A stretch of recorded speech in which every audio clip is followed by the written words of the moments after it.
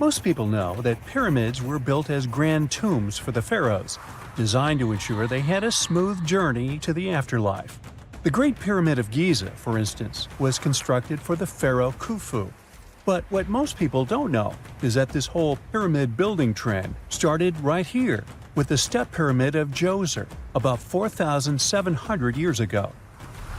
This massive structure was built for Pharaoh Djoser, a ruler from Egypt's 3rd dynasty. It rises 7 layers high above the ground and stands about 200 feet tall. We think of it today as a phenomenal architectural project.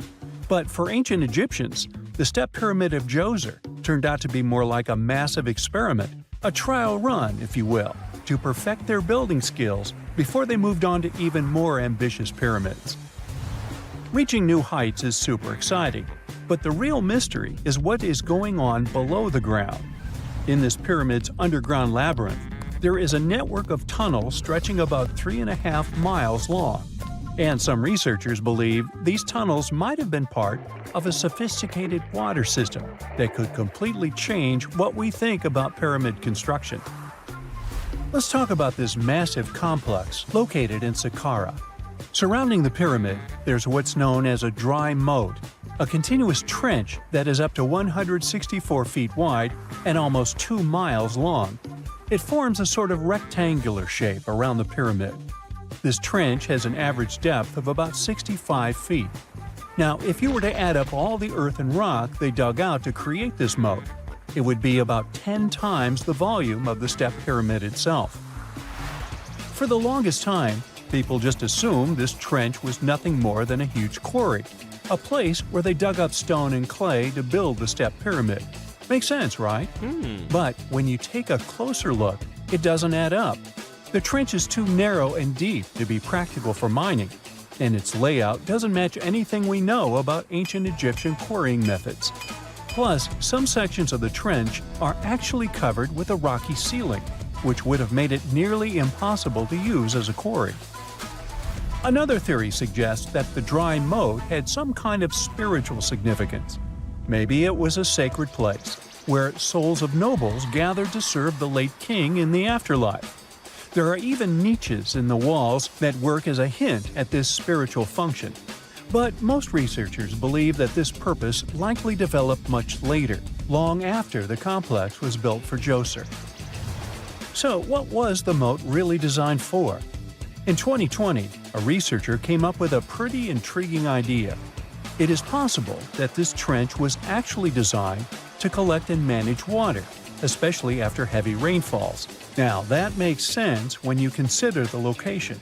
The moat sits in an area that could easily have been flooded by runoff water from nearby plains. This could also explain why the trench wasn't used for new graves until much later when the climate became drier and less prone to flooding. The story becomes even more intriguing, as this trench appears to be part of a larger, more complex hydraulic system within the Djoser complex. It is like the trench has several compartments, carefully carved out of the rock and connected by tunnels. These compartments likely served as a part of a water treatment system, where water would flow from one compartment to the next, getting cleaner as it moved along. Now, here is where things start to tie into the pyramid itself. The Djoser complex has a series of underground shafts, and some researchers think that water from the moat's deep trench might have been used to power a hydraulic lift system, and this giant water-powered elevator could have been used to raise the heavy stones needed to build the pyramid. It worked like a volcano, but instead of lava, water did the heavy lifting. Imagine a big deep hole in the ground at the center of the pyramid site. Inside this hole, there was a huge wooden platform, kind of like a giant raft that could move up and down. When the workers wanted to lift a heavy stone, they would fill the hole with water. As the water rose, the wooden platform started to float up, carrying the stone with it, almost like a giant water-powered elevator. When the stone reached the right height, the workers slid it off the platform and onto the pyramid.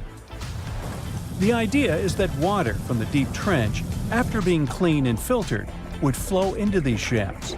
A massive float, possibly made of wood, would then rise as the water filled the shaft, lifting the stones up to where they were needed for construction. Once the stone was in place, they'd let the water out, lowering the platform back down to the bottom, ready to lift the next stone. This fancy hydraulic lift system could have been a game changer, making the whole building process a lot faster and more efficient without using a lot of workforce.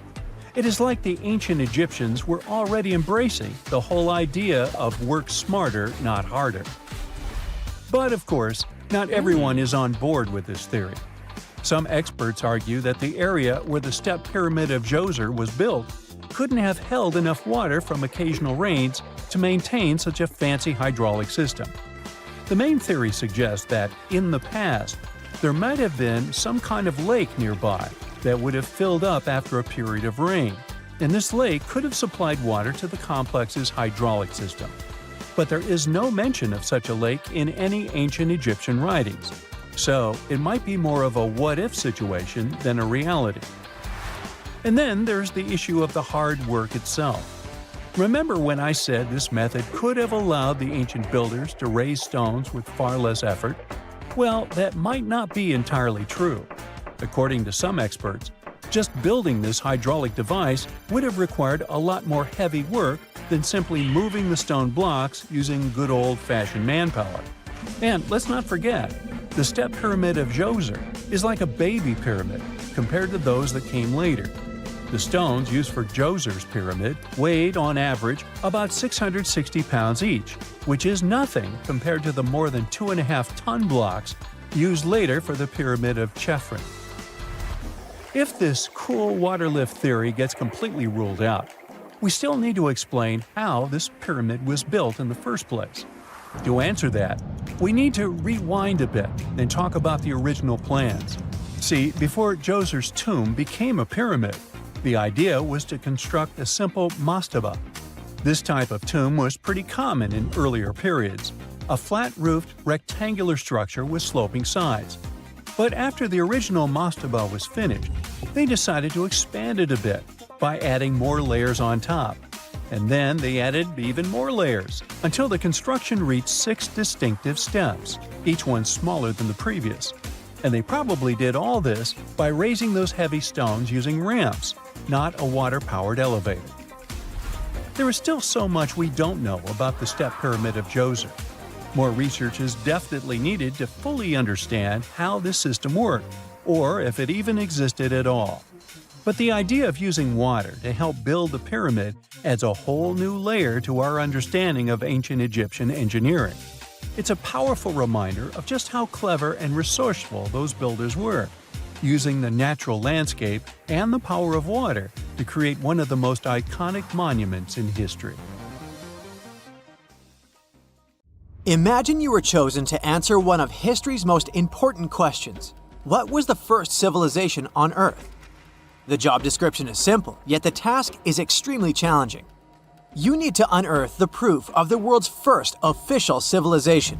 Was it the Sumerians in Old Mesopotamia? Or was it the ancient Egyptians spread out along the Nile River? Not to make you nervous or anything, but history is quite literally in your hands. Good luck! Since you can't turn back the clock and visit Old Mesopotamia to get the answers to your questions, you'll need to research museum databases in order to get some clues. First things first, we need a definition of what is considered a civilization. It's not just thousands of people grouped together and living harmoniously. There are some key elements that together make a group of people a civilization. Like, for example, the domain of urbanism, aka city building, irrigation systems, and writing. You decide to begin your search by diving deep into the history of the Sumerians, which today hold the position of the world's first civilization. Now, imagine being the first of your kind. This means having no external examples. Rather, it means starting from scratch. First thing you'll need? A piece of land. And since there were no active water companies in the world at that time, you'll need a piece of land with easy access to water. So, the Sumerians settled between 2 major rivers, known as the Euphrates and the Tigris in southern Mesopotamia around 5000 BCE. Fun fact, Mesopotamia translates to the land between 2 rivers. On a modern-day map, it's more or less where Iraq is situated today. Together with land, a civilization needs ways to get food. The Sumer civilization had to face a dry and hot climate, but they managed to make agriculture thrive in the region. By diverting river waters and creating reservoirs and dams, the Sumerians allowed for a series of settlements to emerge across Mesopotamian plains. The famous city of Babylon was one of them. You know, the city that supposedly had those hanging gardens? I say supposedly because no definitive proof of the real existence of this monument has ever been found. However, it was considered one of the 7 wonders of the ancient world, and cited as a remarkable feat of engineering in an ancient book published around 290 BCE. Although no record was found of the Gardens of Babylon, the Sumerians were recognized as extremely skilled builders. Their cities were filled with mud brick constructions, and the most impressive ones were known as ziggurats, stepped pyramids that were built for spiritual purposes. The Sumerians built a trade network to supplement scarce resources and started to exchange goods with civilizations rising nearby, like Anatolia and Egypt. The beginning of trade was what drove the Sumerians to develop what is believed to be the world's first writing system. It began as a simple system, likely dating back to 3400 BCE. In this system, each syllable was represented with a drawing. Later, it gradually evolved into a fully formed cursive writing system. Don't believe me? Take a look at this piece from the Babylonian times. This huge basalt plaque is called the Hammurabi Code. It's known to be humanity's first collection of written laws. As far as the story goes, it was carved in volcanic stone around year 1760 BCE. Look at the precision of these carvings. It's quite astonishing. But the content is also surprising, since these 282 rules vary from commercial regulations to strict laws of justice. The thing is, historians don't have a consensus on whether the Sumerians were really the first ones to invent writing. Some think it might have been old Egyptians. Let's pause here. Ancient Egyptian settlements are believed to have started around the year 5500 BCE, which is earlier than the Sumer civilization. But remember I said a civilization needed a few things before it was considered as such. Ancient Egypt consisted of several smaller city-states, such as Memphis, Abydos, and Thebes, spreading out along the Nile River. It wasn't until 3000 BCE that Egypt was unified under one kingdom and lasted as an empire until nearly 1000 BCE. Although there is no consensus on this, some Egypt experts believed that it could have been Sumerian immigrants that founded early Egyptian settlements. The proof could be the presence of cylinder seals made of hard stone, something that was widely used in Sumer. These seals were used to guarantee authenticity in legal transactions, but it's hard to say whether this method was introduced by Sumerian immigrants or simply by trade. Since the time period is not one of the criteria we can use to determine who came first, we'll have to turn to something else. But what? Like the Sumerians, the Egyptians were also highly skilled builders. Duh, they built the famous Giza pyramids and many others all over their territory. In order to enhance their building techniques, they delved into developing a more profound understanding of mathematics. They developed a new form of measurement called the cubit, which was the equivalent of an arm's length. The Great Pyramid, for instance, is 440 cubits per 440 cubits. They were also innovative astronomers, combining their mathematical skills with attentive astronomical observation. They were the first civilization to use a 24-hour division of the day. And they even created a solar calendar, which was the first dating system in history to feature 365 days in one year. Okay, it's undeniable how impressive they were. But some experts say that the dispute has to be settled through the comparison of their writing systems. Hieroglyphic writing, the first Egyptian style of writing, is said to date back to 3000 BCE. It was a composition of over 700 symbols, which were carved in stone. For a long time, researchers believed that the Sumerian writing had come before Egyptian, but in a recent discovery made by Yale researchers claims otherwise. Archaeologists have discovered a panel of 4 signs that are believed to have been written around 3250 BCE. Oh, and they've also found another rock drawing depicting a pregnant elephant that can date back to 4000 BCE. Now, there's also a third possibility that fewer people seem to mention: the Indus Valley Civilization, also known as Ancient India, located around the area of modern-day Pakistan and India. The Indus Valley Civilization is also a contender for the oldest civilization due to the uncertain historical origins of the Hindu collection of texts known as the Upanishads. The Indus Valley Civilization flourished around 3000 BCE, but records show that people in the Indus Valley were trading with Mesopotamians as early as 3500 BCE. Now, wait a minute. How is it possible? No, they weren't time travelers. This isn't a sci-fi movie. There already were agricultural settlements in the area that were slowly growing into bigger cities, such as Harappa and Mohenjo-daro. Ancient Indian cities were sophisticated, filled with baked brick homes built in a grid system. These ancient cities even had draining and sewage systems that connected most homes and used gravity to carry waste outside of the city. They were pretty advanced. They were also an extremely religious civilization, and Hindu beliefs were at the center of their practices. Despite that, their cities weren't filled with spiritual buildings. Actually, Mohenjo-daro's most important building was a public bath. Interesting, huh? Now, why can't we know if they were the oldest civilization on Earth? Even if some historians suspect that the origins of the Indus Valley people can be traced back to 5000 BCE, there is no concrete evidence of this, only speculation. The best proof we have is the Upanishads. The Upanishads are texts filled with philosophy, mantras, and ceremonies. The thing is, part of Hindu practices included memorizing and passing down the wisdom of the Upanishads in oral form. So it took a while before it appeared as a written script. Well, I'd say historians aren't really sure what was the world's first civilization. We can only guess at this point, but who knows what new discoveries might reveal.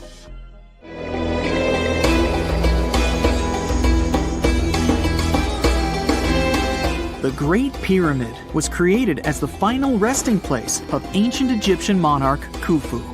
According to legend, French leader Napoleon entered the Great Pyramid and came back out looking shaken and super pale.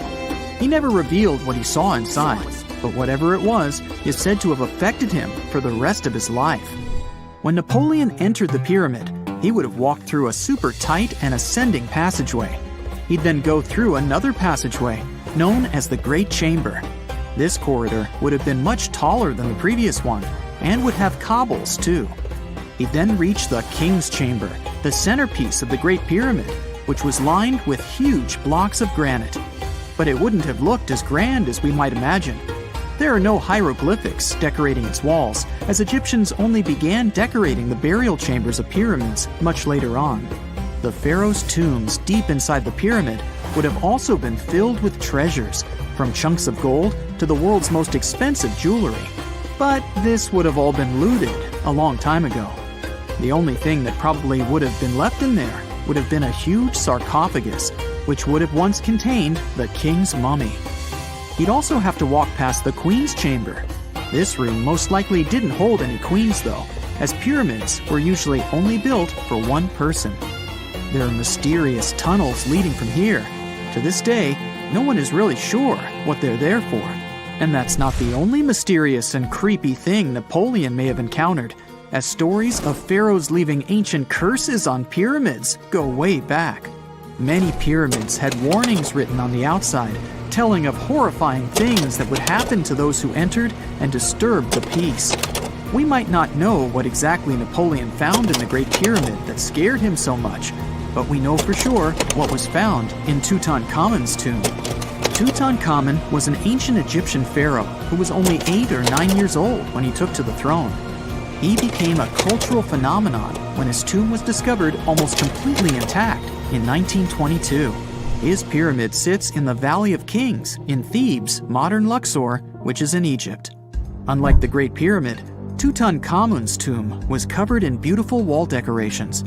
The walls told the story of how he would travel to the afterlife through the underworld.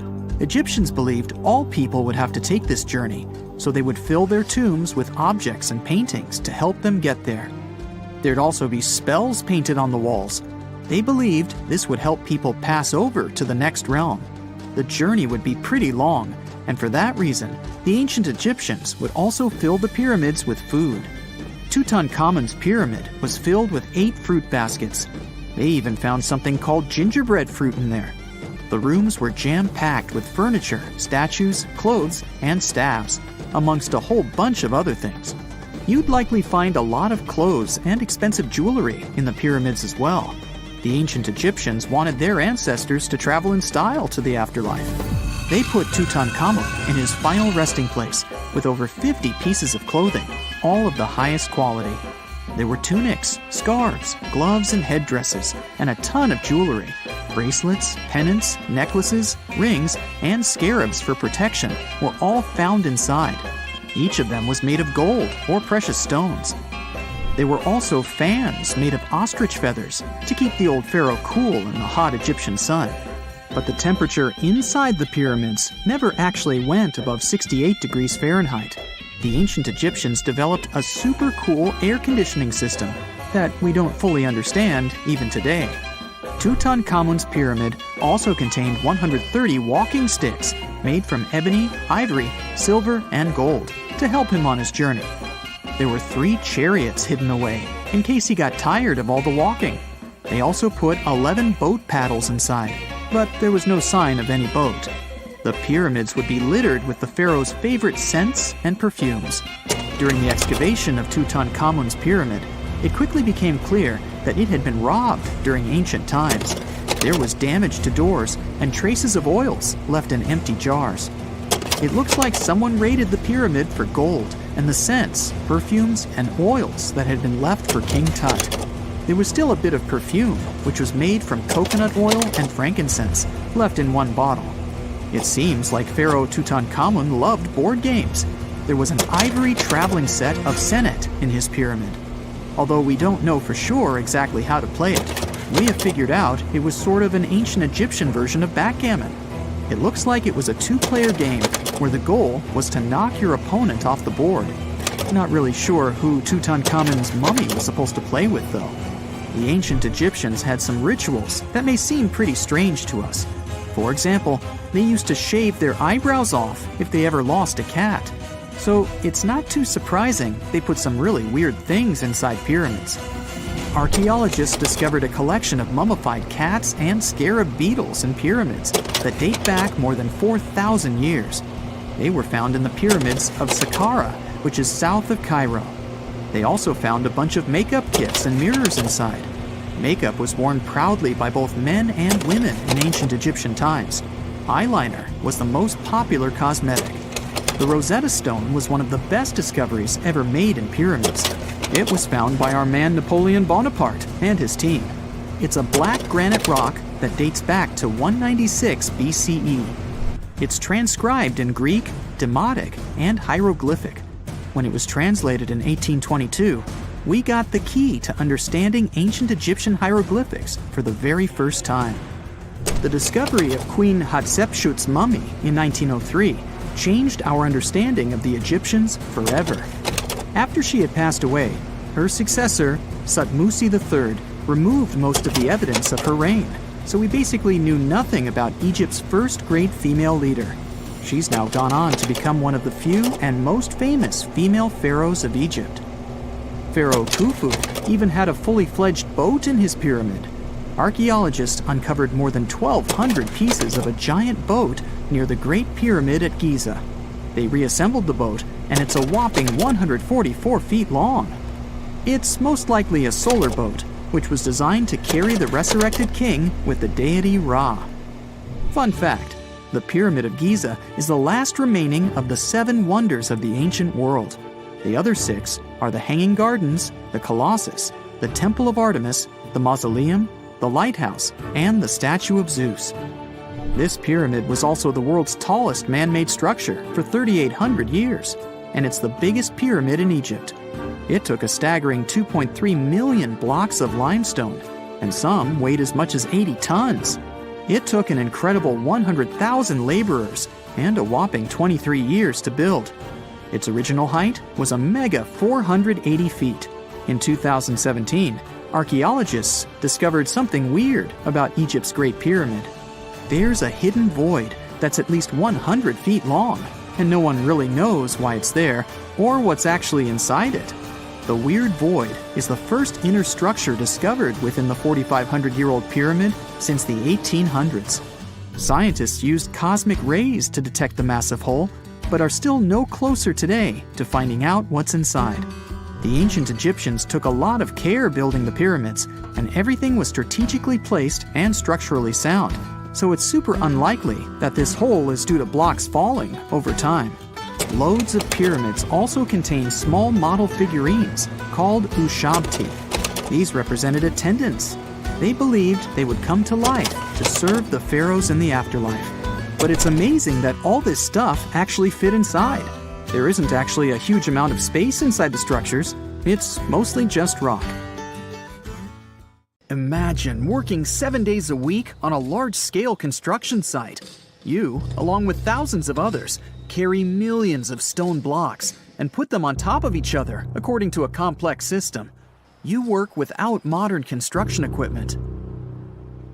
You have no air conditioning or constant access to water. It's so hot outside that you can fry eggs on the road. You've been building the pyramid for decades, and now, when it's finally done, you enjoy the result of the colossal work of thousands of people. You're looking at a giant cultural monument of global value that will freeze in time and amaze people for tens of thousands of years. A few thousand years have passed. People in the 21st century see the pyramids and are like, wow, I can't believe humans have built this. Yeah, the people who built the pyramids wouldn't have appreciated such a theory. But actually, there are reasons to believe that people built it using some fantastic technology. From the outside, it seems the Great Pyramids are just big triangles of stone. People just put some heavy blocks on top of each other, and that's it.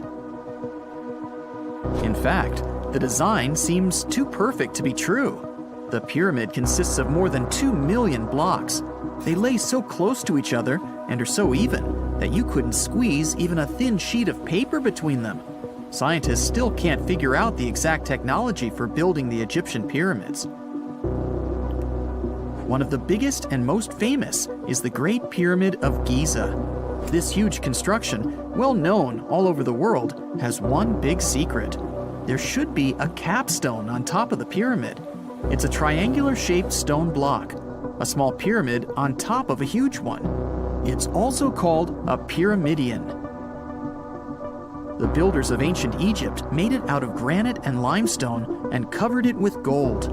No records or old drawings prove that there was a pyramidion at the top of the Great Pyramid of Giza. But there's another ancient Egyptian structure with such a triangle, the Red Pyramid. It was built before the Great One, and its capstone has survived to this day. Archaeologists have found and reconstructed it. But where could the capstone of the Great Pyramid be? It's a mystery that still has no answer. Some are sure that some thieves have stolen it from the top. Maybe they just climbed up and pushed the pyramidion down. It makes perfect sense. The capstone was probably the most valuable element of the pyramid. Many scientists and archaeologists still don't know its exact purpose. Some believe that this peak covered with gold glorified the pharaohs. The capstone reflected moonlight at night and illuminated the entire space around it. During the day, the capstone reflected sunlight with its shiny surface. You could have noticed it from afar. The top of the pyramid was a kind of guiding star for lost travelers. All other stone blocks of the pyramid consist of limestone. People polish them to make them look shiny. In the past, they were even glowing and reflected light. You could see glowing pyramids from space, although they looked like tiny lights. Over thousands of years, winds, sandstorms, and rains have changed the pyramid's appearance. If people had taken care of them all this time, they would have looked like something out of science fiction movies, or the pyramids from Las Vegas. But unfortunately, we will never see their original appearance. Some archaeologists and scientists believe that the capstone could absorb the sun's energy and distribute it evenly throughout the pyramid. No one knows precisely why the Egyptians needed this technology. There's a theory the pyramids are ancient energy systems. The pharaohs applied this energy to use some unique technologies that were more advanced than all the achievements of the 21st century. And the triangular shape of the pyramids was ideal for boosting this electromagnetic energy. In theory, solar radiation, or electromagnetic forces, accumulated at the top of the pyramid, filled the inner rooms, and then went down the walls to the base. Any surface distortion could prevent the flow from spreading, so they had to create a perfectly smooth surface. That's why they installed the blocks so that nobody could squeeze a needle or razor blade between them. Many people believe in this theory because they built the pyramids from limestone. This material can hold energy inside itself. In the inner part, they created granite deposits to cause air ionization, that is, to create an electric charge. They also dug channels under the pyramid for water to transmit electricity. And at the top, they put a gold capstone, the best conductor of electricity. So, this is how you get a great power generator. Different cultures used similar technologies to create electricity all over the world. But these are all theories. If it had been working, humanity would have used these technologies today. There are mentions of the metal industry, chemistry, engineering, physics, mathematics, and astronomy in some ancient records. Most scientists don't believe in all these things. We know the detailed stages of the technology's development in different cultures. In the 21st century, scientists, historians, and anthropologists can track the evolution of all modern devices. If people had created some technological inventions in ancient times, the history of the world would have looked different. Perhaps all the achievements of antiquity could have been wiped off the face of the earth by global cataclysms, and it can happen to us. Just imagine how people would dig up a laptop in 5,000 years. Perhaps they wouldn't understand what kind of device it is. Another Egyptian wonder surrounded by mystery is the statue of the Sphinx. The Egyptians carved it out of a single massive piece of limestone about 4.5 thousand years ago. But scientists still don't know the exact date of its construction or who built it. People painted the Sphinx in different colors, so it looked much brighter and more vivid in the distant past. It was shining just like the Great Pyramids. Anyway, time hasn't only changed its appearance, but its name too. Initially, the Egyptians called it Hor-Mekhet. The Greeks renamed it the Sphinx about a few hundred years after it had been built. The Sphinx emphasized the greatness of the rulers of Egypt. It also performed a symbolic function of a watchdog guarding the tomb of the pharaoh and the paths leading to it. This version sounds realistic, since archaeologists have discovered many secret entrances at the foot of the Sphinx. Perhaps these rooms and intricate tunnels lead to underground halls with treasures. And treasures don't always mean gold and jewelry. According to legends and theories, the Sphinx guards the Hall of Records, the storage of all humankind's knowledge. The information about the ancient mythical state of Atlantis could be there.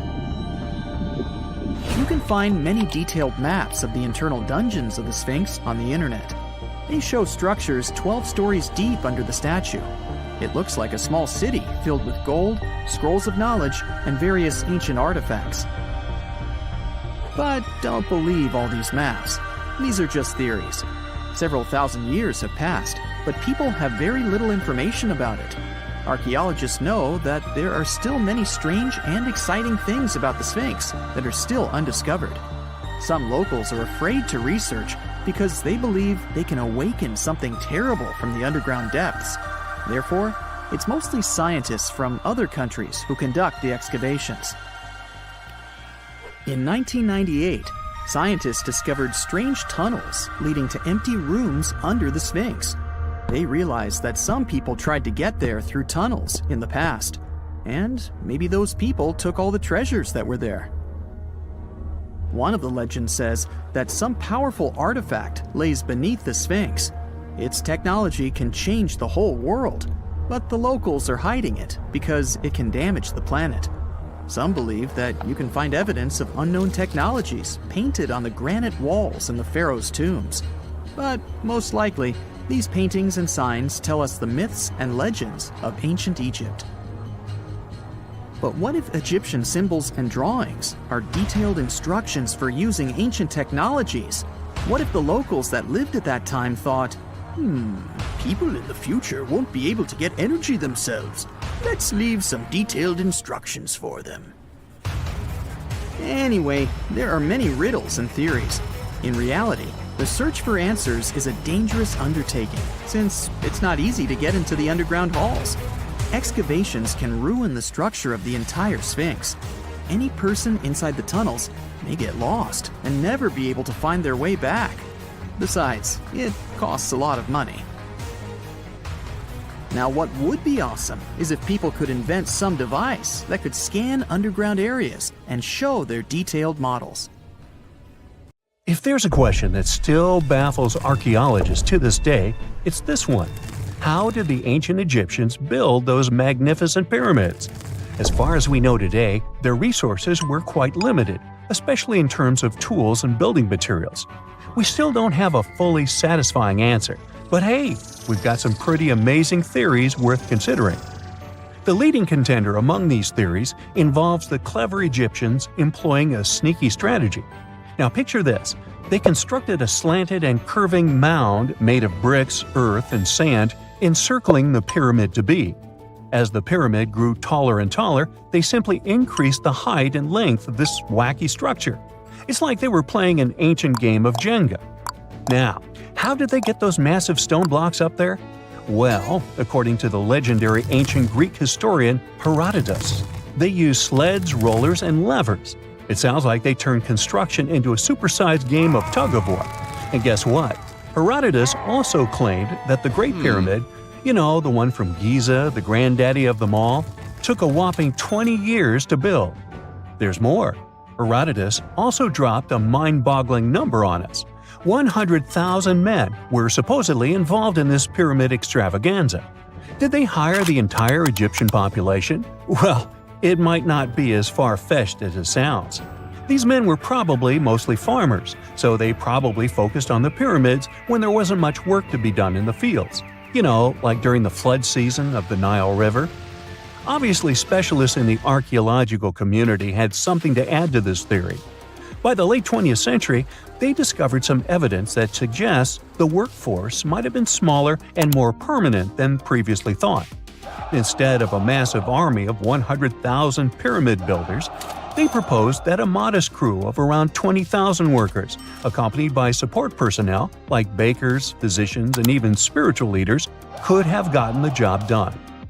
There was also this theory that claimed that the pyramids were actually built from the top downward. It suggested that these colossal structures were nothing more than isolated hills used as quarries. The stones were supposedly drawn from these hills, and over time, competing engineers took charge and transformed them into the iconic pyramids we know today. Now, before you dismiss this theory as a wild fantasy, some folks thought it wasn't completely crazy.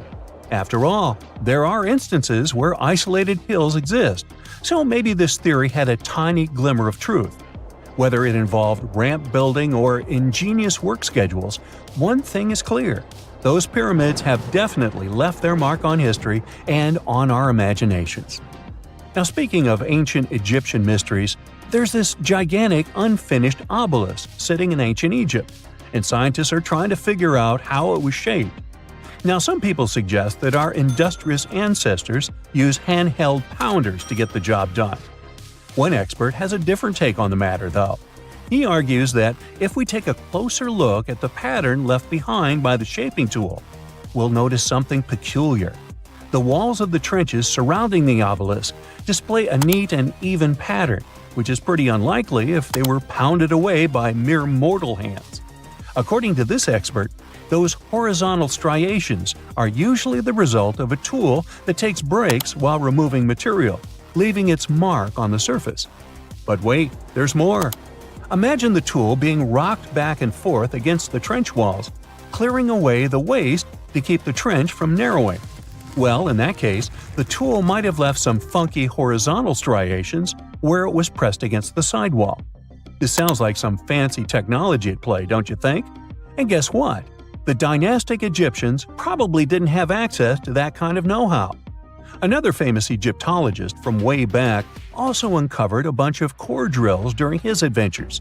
Although the actual drill bits are missing, his collection houses these particular core remnants made of limestone, alabaster, and even granite. These constructions aren't the only amazing thing the ancient Egyptians left behind, though.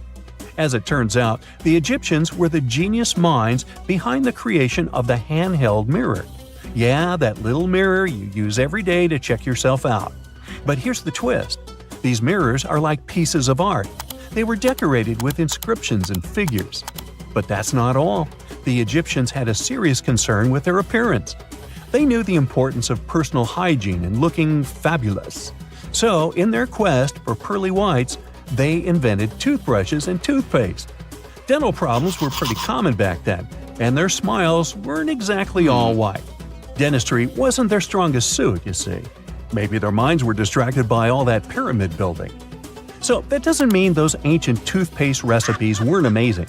One delightful concoction included rock salt, mint, dried iris petals, and pepper. Some brave dentists in the 21st century tried it out, and it worked pretty well. Ground-up ash was also used in another recipe to create a tooth cleansing paste. Mint was missing, so that didn't do much for their breath. That's when the genius Egyptians came up with the world's first breath mints. They made tablets from heated spices like cinnamon, and they mixed it with honey. Now, let's shift gears to home decor, Egyptian style. They surely took ornamentation to the next level. While the concept of decorating furniture started in Mesopotamia, the Egyptians cranked it up a notch. They went all out with different colors of ink and even developed various weights of paper. Oh, and let's not forget about those cute little area rugs we all have in our homes today. Guess who came up with the idea? Yep, the Egyptians.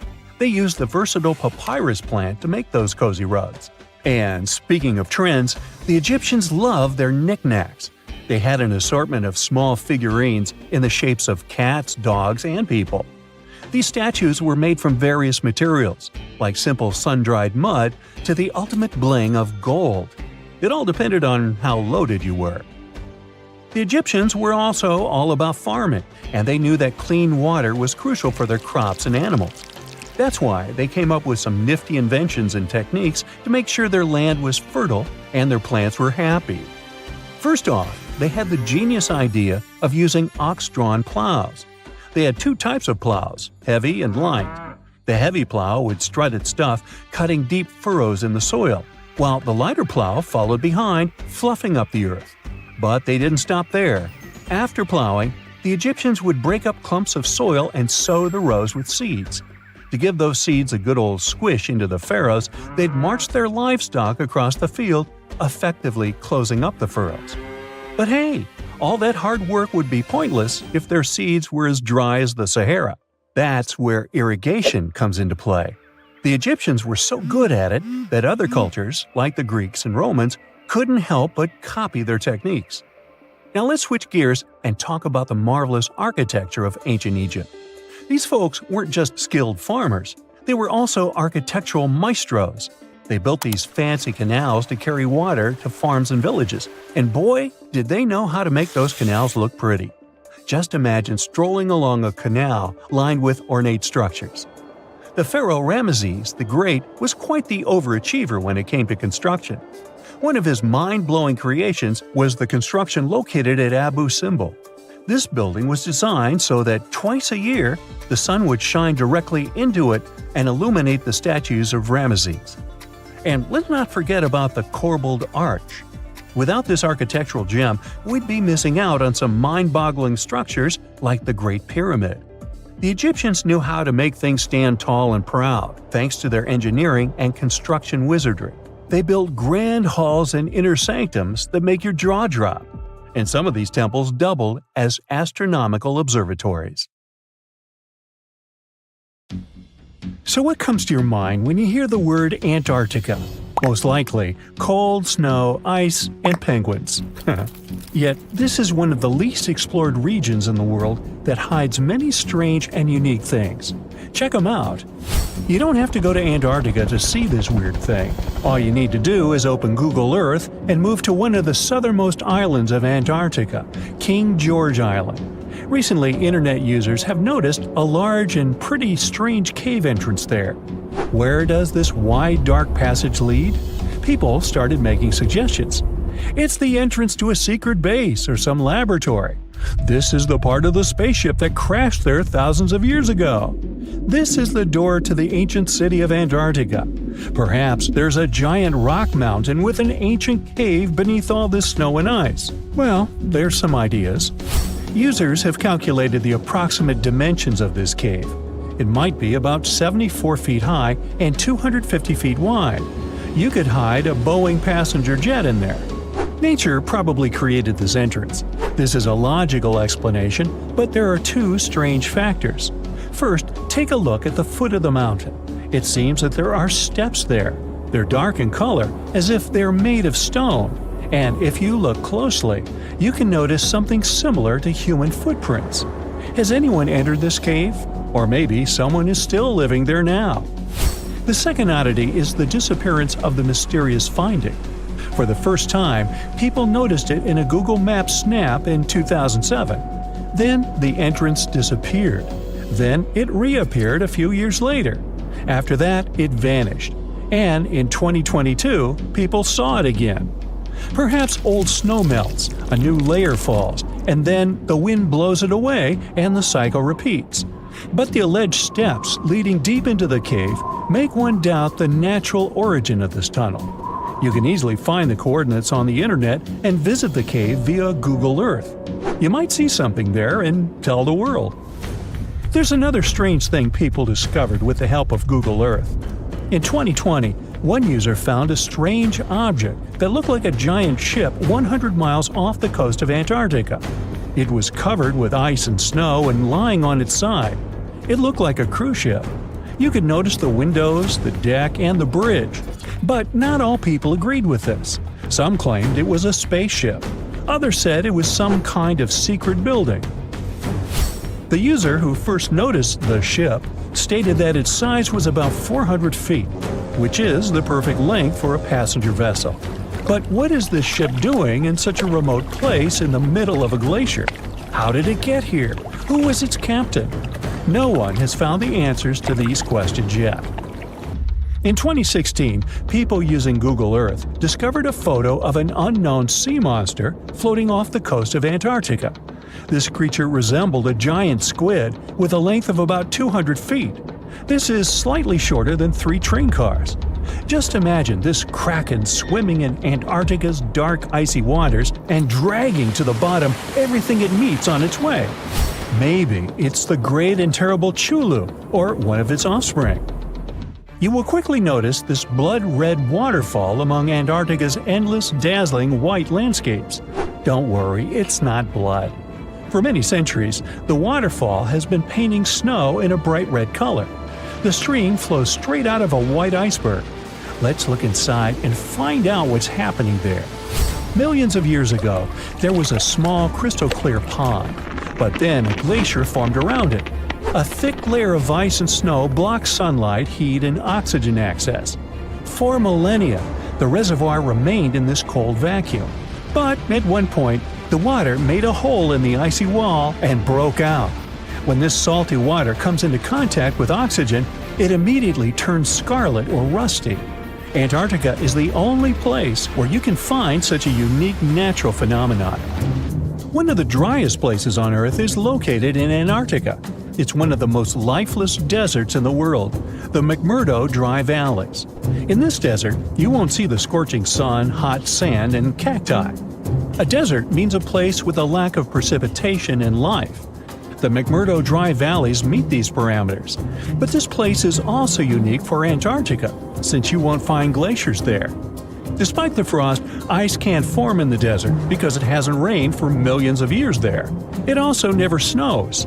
A strong wind coming from the mountains reaches speeds up to 200 miles per hour. It would be difficult for you to stay on your feet there. The wind is filled with moisture. It heats up and evaporates all the liquid and snow in the desert because of its high speed. Only dry air reaches the ground. But you can find several lakes there. They don't freeze, only thanks to the high concentration of salt. The water is so salty that large life forms can't develop there.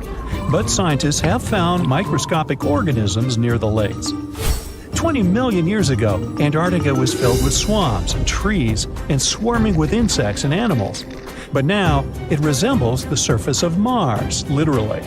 Scientists and astronauts are exploring such regions as the McMurdo Dry Valleys, since the natural conditions there are similar to those on the Red Planet. So, before you go to Mars, you can practice living in similar places on Earth. Also, scientists discovered an underwater world in the Antarctic filled with hundreds of amphipods, crustacean animals similar to shrimp. Wait a minute, it happened in the Antarctic? But the McMurdo Dry Valleys are located in Antarctica. Well, the words are very similar, but what is the difference? Oh, and don't forget the Arctic. The Antarctic is the region in the southernmost part of Earth that houses the continent of Antarctica, and the Arctic is another land altogether. They have the same natural conditions, frost, ice, and snow, but they're located in different parts of the planet. The Arctic is at the North Pole, Antarctica is at the South Pole. Now, back to the discovery. Scientists put forward theories that the ice of the Antarctic hides a vast network of freshwater rivers and lakes. And in 2022, they found a new ecosystem. Researchers explored the Antarctic Ross Ice Shelf and its underwater rivers. This is a massive piece of ice floating in the ocean. A team from New Zealand used a special drilling rig equipped with a hot water supply to drill a hole 1,640 feet deep. That's more than the height of the Empire State Building. Then, they lowered some video cameras and saw thousands of crustaceans swimming in different directions. So it seems they're very unorganized. In the waters of the Antarctic, you can also meet some of the scariest creatures on the planet. These are sea spiders. They got this name because they resemble land spiders, but they're actually a species of marine arthropods. And unlike land spiders, those in the ocean are much larger. They look like 8 strong legs without a body. One such spider can be a dinner plate in width. Some of them have no eyes and have proboscises instead of jaws. Sea spiders are poorly studied because they live in deep, cold waters. Antarctica hides many little-known animals. There are long tunnels in its glaciers leading to scary darkness. On this cold continent, people have found the remains of giant dinosaurs and other ancient creatures, such as the ancestors of modern ducks. Many underground rivers and lakes hide unexplored wildlife. Even the ice here can be weird. Take a look at these striped icebergs. They have blue, black, green, and turquoise shapes. The color depends on the conditions of the water during freezing. For example, green lines appear because of algae. Blue ones form when the water freezes too quickly. Okay, I'm freezing. Time to go thaw somewhere warmer. Hawaii. Yeah. Well, there you are. The sun is scorching. You're thirsty. All you can think about is water and ancient bones under your feet. You're wandering through the Sahara, the largest hot desert on Earth. Right now, you're crossing a stretch of sand called Whale Valley. And all over these 75 square miles of land, fossils cover the ground so thickly that you can't help but step on them. Paleontologist Hesham Salam says it's an unusual picture in this place. The bones are poking right out of the cliffs, as if they're calling to you to come check them out. You can spot ribs scattered all over the place. Look at these vertebrae. They're giant. Ooh, the creature they once belonged to must have been up to 65 feet long. The fossils show that the animal had a streamlined body like today's whale, but still had features like hind legs and feet. For scientists, it means a very exciting thing. They might have discovered a fully intact skeleton of a prehistoric whale. It was an animal that lived in this area when Egypt was underwater.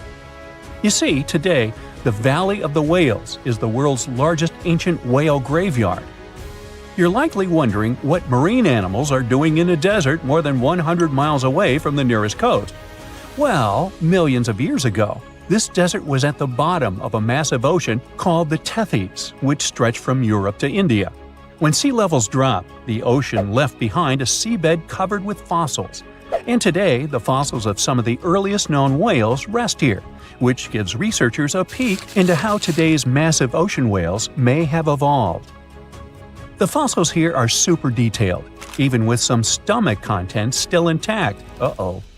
Scientists have also found fossils of ancient sharks, crocodiles, and turtles, helping to recreate what this marine world looked like millions of years ago.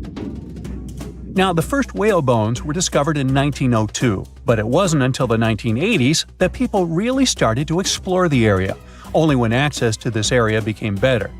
Sadly, some fossils had been taken away by collectors before the site turned into a protected area.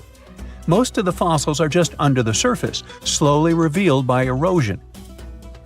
Whale Valley gives us an amazing glimpse into millions of years of ancient coastal marine life.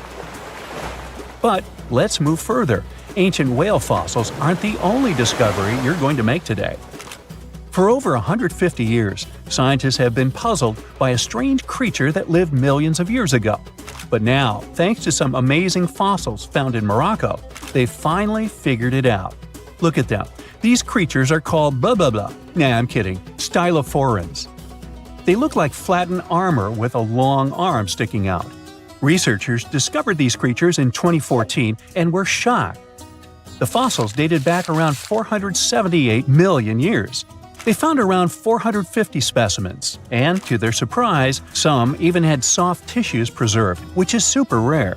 Before this, they only knew stylophorans from their hard parts.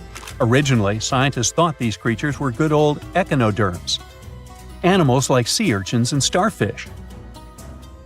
But new discoveries prove that they had a core body and feeding arm similar to modern starfish, complete with a water vascular system to help them move and eat.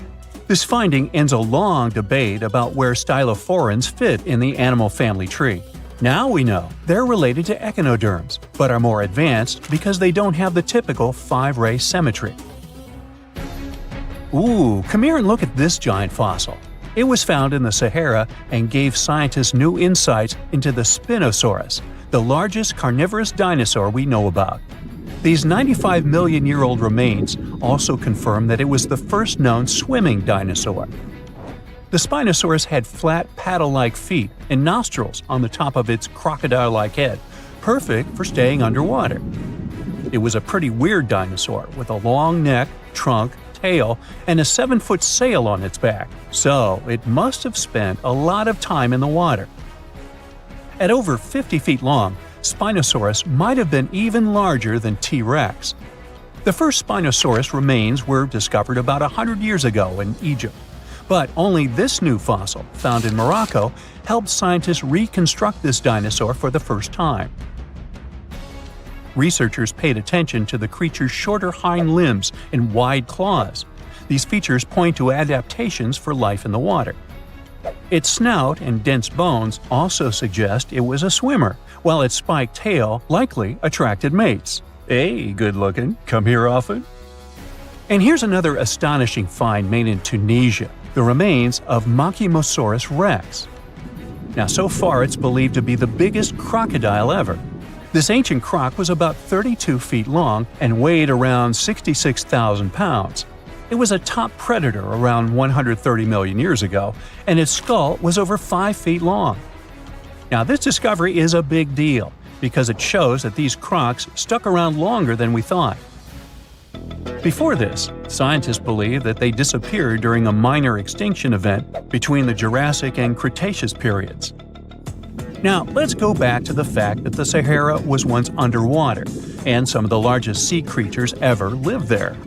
A study published in the Bulletin of the American Museum of Natural History speaks about an ancient body of water called the Trans-Saharan Seaway. It existed between 150 million years ago, covering parts of Western Africa. Scientists spent 2 decades trying to recreate this prehistoric underwater world. They found it was warm and shallow, home to some pretty terrifying creatures, including 5-foot-long catfish and 40-foot-long sea snakes. Yikes!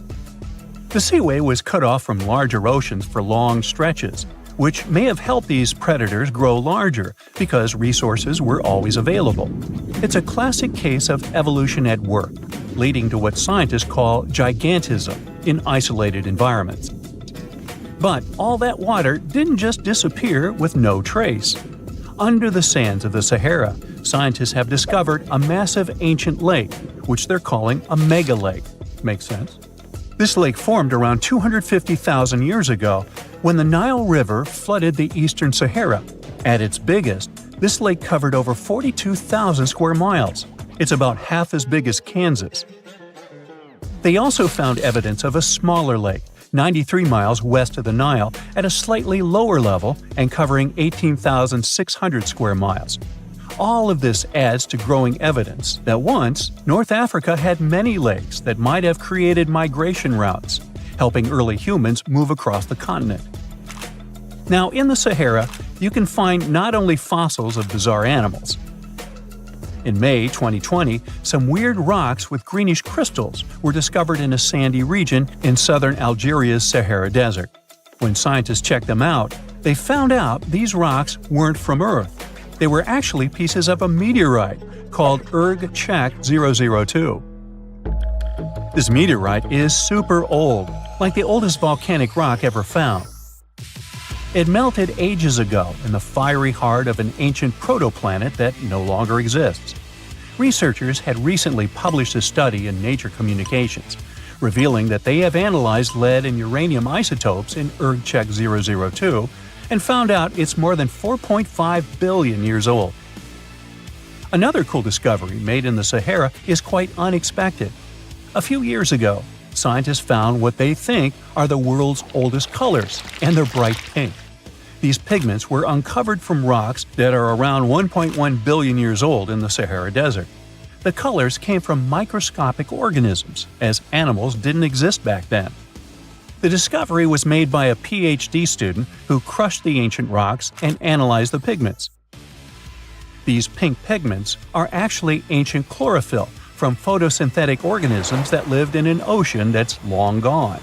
Researchers are now sure that this finding could help explain why larger, complex creatures showed up much later in Earth's history.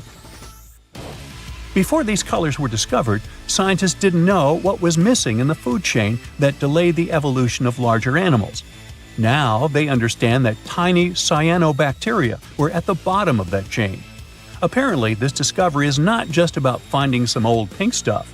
Scientists believe it's a breakthrough in understanding the history of life on Earth. The South Pole is more than penguins and endless snow. There's a hidden ghost world within it. Look, it's right here on the globe. Don't confuse Antarctica with the Arctic, which is at the top of our maps. Much smaller in size, and, let's face it, way less mysterious. The ice sheet covering Antarctica is about 1 to 3 miles thick, which is up to 16 Eiffel Towers stacked on each other. This massive blanket hides the true features and contours of Antarctica's land. We still don't know much about this mysterious continent, and it is ice and snow that are to blame. We still don't even know the true shape and size of this continent. Mapping Antarctica without some huge shovels is an incredibly hard task. But satellites learned to penetrate the ice with their cameras. And now we know there's actually an enormous, dramatic ancient landscape beneath the snow. The ghost of the past. About 90 million years ago, Antarctica was a much warmer place. It was actually a lush rainforest with tons of plants and probably teeming with life. It even had rivers flowing through it. Then the ice came. This happened about 34 million years ago, during the transition from the Eocene to the Oligocene, when our planet cooled significantly. It was the beginning of one of our several ice ages. The land remained, but now was hidden under ice and snow that got thicker and thicker. To a regular eye, Antarctica turned into a white desert, vast, flat, and featureless. Time went on. This massive ice sheet moved around, smoothing and shifting the ground beneath it. Over the millions of years, it changed what the land looked like. Now, if we looked under the ice, it wouldn't hold any signs of the original South Pole, except for one place. In areas where the ice is especially thick and doesn't move much, like in East Antarctica, it has actually worked the other way around. It became like a super thick blanket that protects the land. Normally, things like wind or rain slowly wear away the ground over time, changing its shape. But since we have this protective ice blanket, it prevents these natural processes from reaching the stuff underneath. So, the ground stayed almost the same for millions of years, like it's been frozen in time. This special area near the Aurora and Schmidt subglacial basins has become the ghost of Antarctica's landscape. This place was barely touched even since it was first covered in snow 34 million years ago. This is a historical footprint, a place that can tell us what Antarctica's ground looked like before it became a freezing nightmare. As scientists peered under East Antarctica, they saw an amazing ghost. The traces of the rivers that were flowing there millions of years ago, various valleys, and some weird little islands, as well as 3 big chunks of land shaped like the letter U. Hey, what's that all about? You see, the continents on our planet are moving constantly, sliding along the red-hot lava mantle like cereal on milk. Over history, they came together and broke apart several times. Hundreds of millions of years ago, several continents were a part of one enormous Gondwana. Antarctica was one of them. It used to be one huge landmass. But when Gondwana broke apart, the poor continent got stretched by tectonic forces. Parts of land were pulled away from each other. Whoosh! And they got torn apart. And that's how we got these big chunks or blocks of land under thick layers of ice. In any case, scientists now want to explore this ghost a bit more. But to study it deeply, they need to actually drill down through the ice, like using a straw to get to the bottom of a thick shake. This will help them pick up some rocks and dirt from way below to learn more about the Earth's history and climate. Antarctica is the 5th largest continent in the world, approximately bigger than the entirety of Europe or Australia, competing with the entire South America in size. Aside from East Antarctica, we discussed there are several more regions: Antarctica Peninsula, South Pole, West Antarctica, and the Ross Sea. The continent is basically a frozen sandbox, and all its hidden, mysterious landscape is actually less explored than Mars's terrain. We only know for sure that without ice, it wouldn't just be flat and empty, but an entire world full of big mountains, huge canyons, and even fiery volcanoes. Some of these volcanoes are so huge that they peak above the layers of snow. In West Antarctica alone, there are at least 138 volcanoes, though only about 8 or 9 are active today. One of the craziest ones is Mount Erebus, the southernmost volcano and the tallest one on the continent, about 12,500 feet high. And deep beneath the ice sheet, this guy hosts incredible, beautiful subvolcanic caves. The temperatures there are warm enough for t-shirts.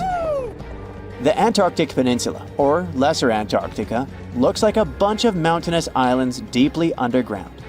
It has newer volcanic rocks that are part of the Pacific Ring of Fire, which is like a giant circle of volcanoes and earthquake zones around the Pacific Ocean. The Greater Antarctica is a huge part, almost as big as Australia. It consists of East Antarctica and the South Pole. Beneath the ice, it's a place of rocks that have been around for a very, very long time, including the special zone we mentioned. You probably know that Antarctica is nearly devoid of humans. No wonder, with a mean temperature of about -46 degrees Fahrenheit. But even though this place is horrifyingly cold and deserted, life still clings on. You guessed it, in the underworld. In 2017, scientists found DNA traces of algae, moss, and even possibly unknown small animals in the deep caves.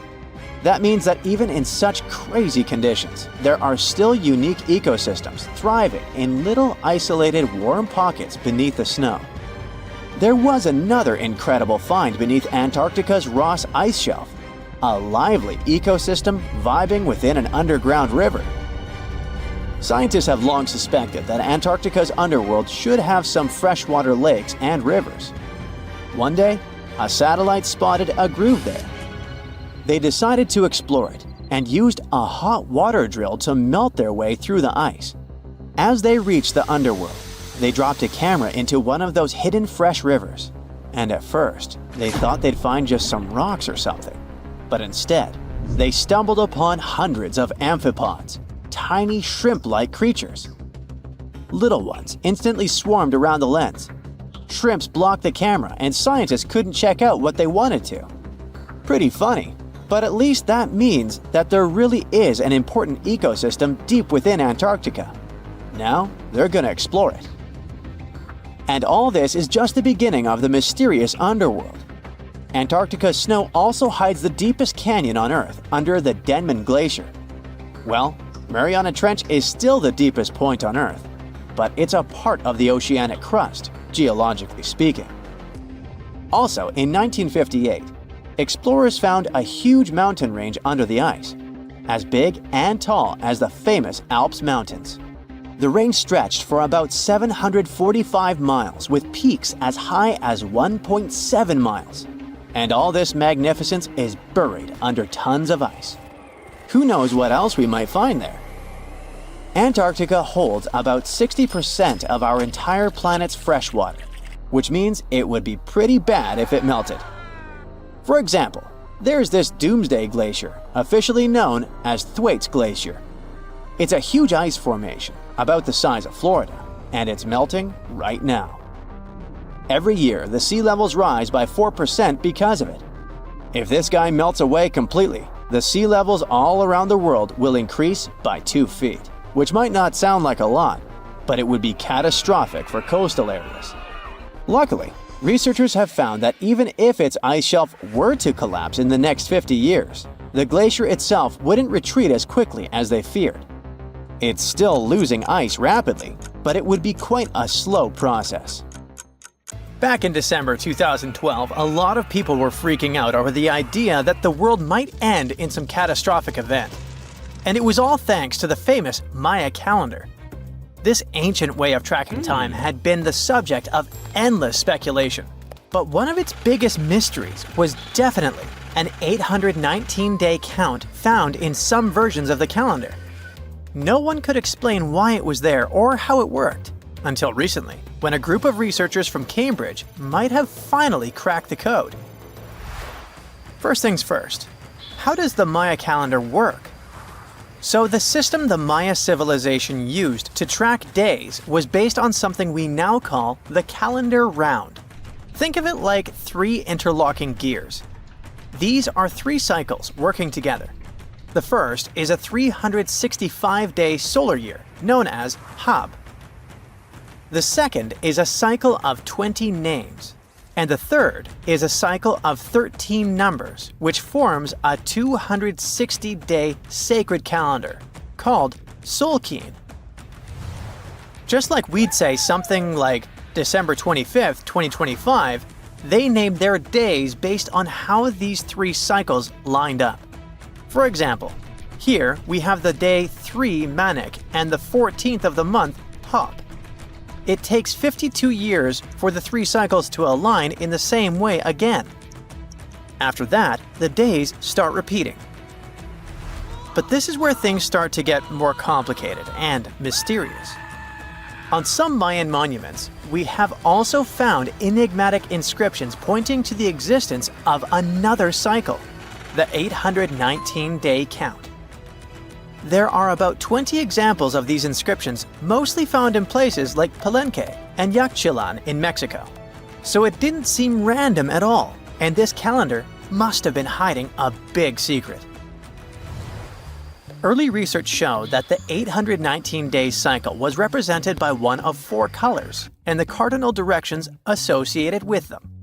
Black was tied to the west, red to the east, white to the north and yellow to the south. Researchers also discovered that this period of time could be broken down into 3 smaller cycles: one of 9 days, one of 7 days, and one of 13 days. Multiply them together, and you'd get 819 days. Pretty cool, but why did they do that? This color scheme and the 3 cycles seemed like a basic level of interpretation, and experts were pretty sure its real purpose was still hidden from us. Another thing researchers noticed is that this strange count of days was mostly shown using a Y glyph, followed by a number. But in some cases, they also added a glyph representing Kawil. This was a powerful Maya deity, often associated with creation and lightning. He was usually symbolized by a torch coming out of his forehead, representing the spark of life. But in the 90s, a study suggested that when Kawil's inscription showed smoke and fire coming from his forehead, it could actually represent the planets Jupiter or Saturn, or maybe even both. Wait, that means that the 819 days count could be linked to both planets in some way. From there, research focused on figuring out what that link might be. The first conclusion is that this calendar might have helped the Maya track the movements of those planets in some way. Then they started noticing something interesting. These cycles could be specifically tied to the synodic periods of Jupiter and Saturn. By synodic periods, we mean the time it takes for a celestial body, like a planet, to return to the same or nearly the same position as seen from Earth. While this possibility was pretty exciting, something didn't quite add up. Each planet moves very differently, and trying to fit multiple planets into an 819-day span just didn't seem to work. In other words, this 4-part color-coded calendar system was simply too short to align perfectly with the synodic periods of the visible planets. So it looks like we're back to square one. This mystery had people scratching their heads for ages, until 2023, when specialists realized they might have been looking at it all wrong. Researchers actually needed to shift their perspective. Instead of seeing this system as 819 days, they needed to consider the number as representing timelines. And this period of time could be just a small part of a much, much bigger calendar. You see, as we said earlier, this cycle seemed to track the period when a planet became visible to people on Earth. To prove that these 819 cycles were timelines, not actual days, researchers needed a planet that could serve as a starting point to back up their theory.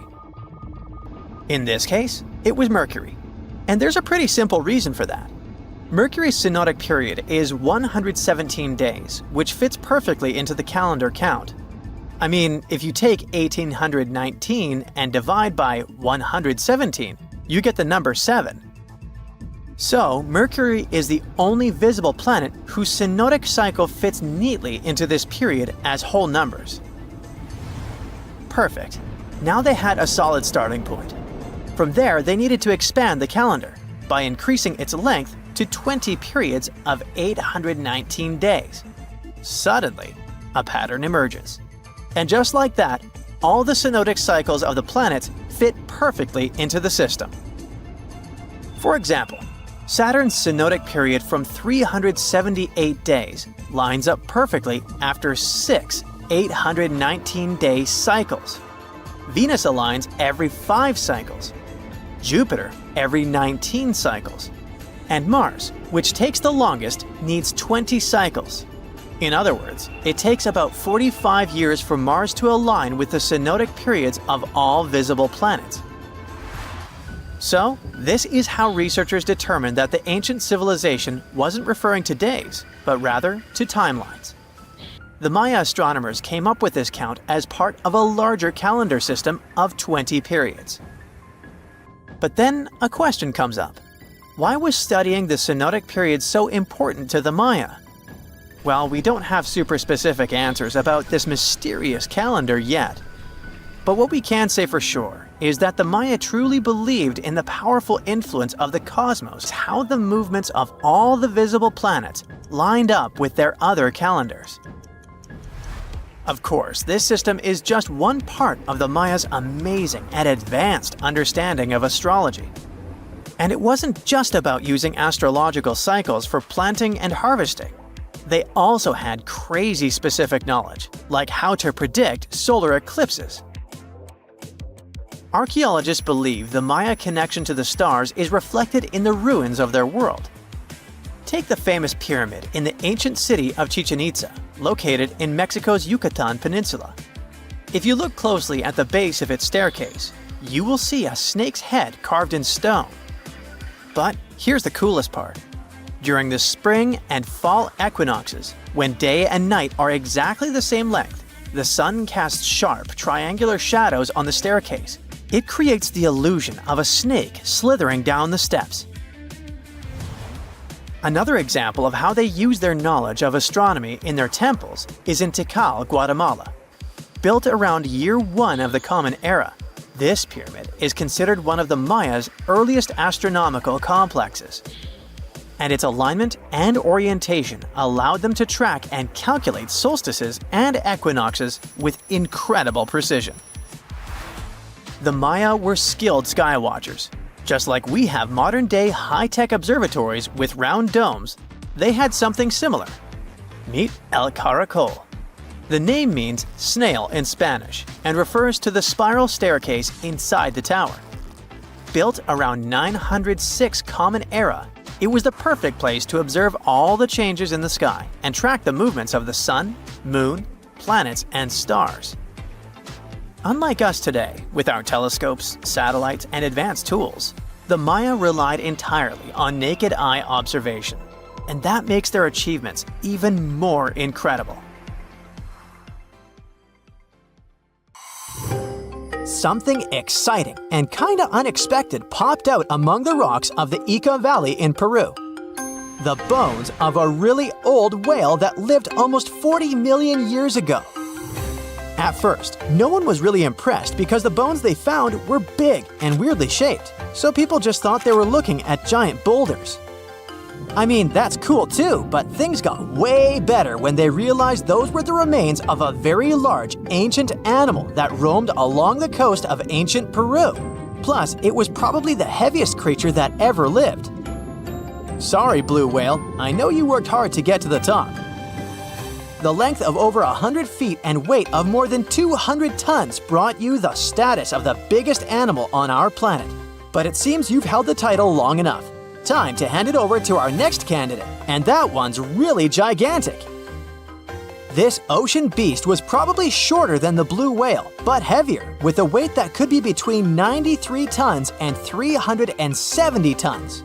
If it's closer to the higher number, it'll make Prehistoric the biggest animal ever known to have lived on Earth. And it seems its weight was the result of having extremely thick, dense bones. You can see such bones today in manatees or some other early whales.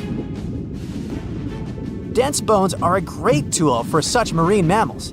This feature makes them heavy and allows them to stay submerged most of the time. But at the same time, if their body was too heavy, they would end up sinking all the time, and they would waste too much energy to move back up to the surface.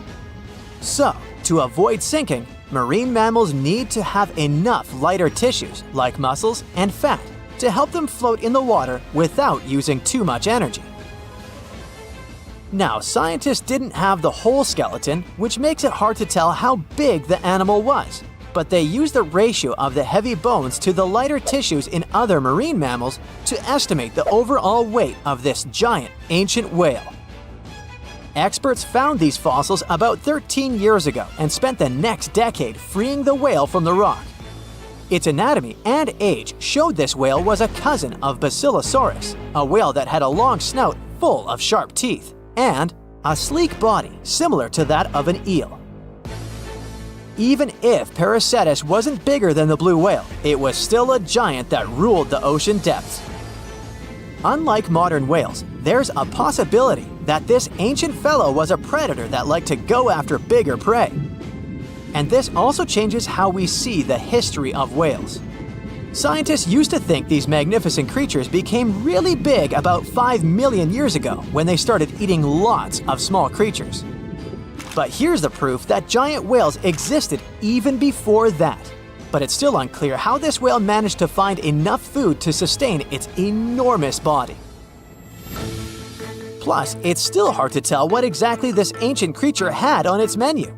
It was pretty large and not such a fast swimmer, so it's possible it searched for food in shallow waters.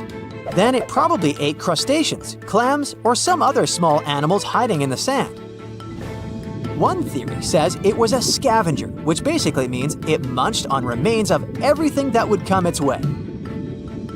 It's not so unusual to find marine animals in deserts. Many of these regions used to be covered with water anyway. The Sahara in Africa is a perfect example. About 50 to 100 million years ago, this was not a dry desert, but a shallow saltwater body called the Trans-Saharan Seaway. The land is not wet there anymore, of course, but people who lived in that area knew about it because they used to find old shells across the desert. The sea was about 164 feet deep. That sounds enough for a nice swim. Some would say this area looked like modern Puerto Rico, with lots of sun and shallow water. Mangrove forests were a common thing as well as seafloors covered with mollusks, like snails and clams. The marine sediment that was left behind after the sea had dried up is full of different fossils. And the animal that lived in that ancient underwater world didn't look friendly. Plus, they were much bigger than their relatives from modern times, so a regular-sized human would end up as a snack, not even a whole meal. Normally, when animals live on small islands, they can become much bigger than their relatives from the mainland. This is something we call island gigantism, and it happens because there are more resources or fewer predators on islands. Maybe the same thing happened in the Trans-Saharan Seaway. Even though it wasn't an actual island, the water moved in and out, which created little pockets of water. And specific conditions in these pockets might have helped animals grow bigger. So we're talking about giant sea snakes, catfish, and fish that no longer exist today. One had incredibly strong jaws, and the animal used them to eat hard things and even crush shells. Their teeth showed they were fierce predators other animals had every reason to be afraid of. They went through some changes when it came to diet, similar to some types of piranhas. And the competition to get to the top of the food chain wasn't a joke. Not when there were also such large predators as sharks, crocodiles, and ancient relatives of elephants. Sahara went through different phases. If you could use a time machine and take a peek at Earth's largest hot desert as it was about 6,000 years ago, you wouldn't have to struggle with sand and heat. You'd have a nice walk through a green and pretty lush place. In the past, people who lived in that area didn't leave drawings on cave walls that showed camels, sand dunes, and scorpions. All those things you'd see in today's Sahara. Instead, they drew crocodiles. That's additional evidence that the Sahara used to have a lot of water and plants enough to support these big yet scary animals. Around 3 billion years ago, Earth might have been mostly covered with water. Today, it's about 71% of its surface, but it seems that our planet used to be a giant ocean world with no continents at all, just some scattered islands. Scientists studied special rocks in Western Australia that formed in a place deep under the ocean called a hydrothermal vent system. To explain this better, it's important to mention two common oxygen types, O16 and O18. O18 is heavier because it has extra neutrons. O16 evaporates from water more easily, and as researchers studied an old ocean floor, they found a lot of O18, more than in today's oceans. This way, they realized ancient Earth had less dry land than Earth today. Australia is a good spot to conduct these studies because a long time ago, it also used to be a beautiful place with large animals and lush rainforests. But as time went by, the land became drier and Australia had more deserts formed, such as the Great Victoria Desert. Rainforest remained only on the edges of the continent. What happens with deserts across the globe is called desertification. That's when land that used to be good for growing things turns into a desert or something similar. Our planet changes over time, together with its climate. But desertification also happens because of human activities, like mining, farming, and building cities. And when land turns into a desert, it's a problem because it can't support people and animals anymore. Food doesn't grow there. There's not enough clean water, and animals lose their homes. To help with this problem, there's a plan many countries agreed to. They decided to work with farmers to take care of the land, fix damaged areas, and manage water better. All in all, to make our planet a better place for life. Warning! Most of this video consists of scientific hypotheses and assumptions. No one knows what will happen to AI in the near future. Another warning: this video may seem quite disturbing. The main problem with AI is not that it can become as smart as humans, but that it can become much smarter than people. And that, unlike us, AI is completely unpredictable. We've all seen movies, read books, and played video games where AI intelligence conquered humanity. But those were entertaining fantasy stories that were hardly related to reality. We need to dig a little deeper to understand how AI can destroy us. Have you ever heard of the Fermi paradox? It lies in the fact that there are no civilizations that send radio signals in the universe. Our scientists have sent radio signals that travel millions of miles in space.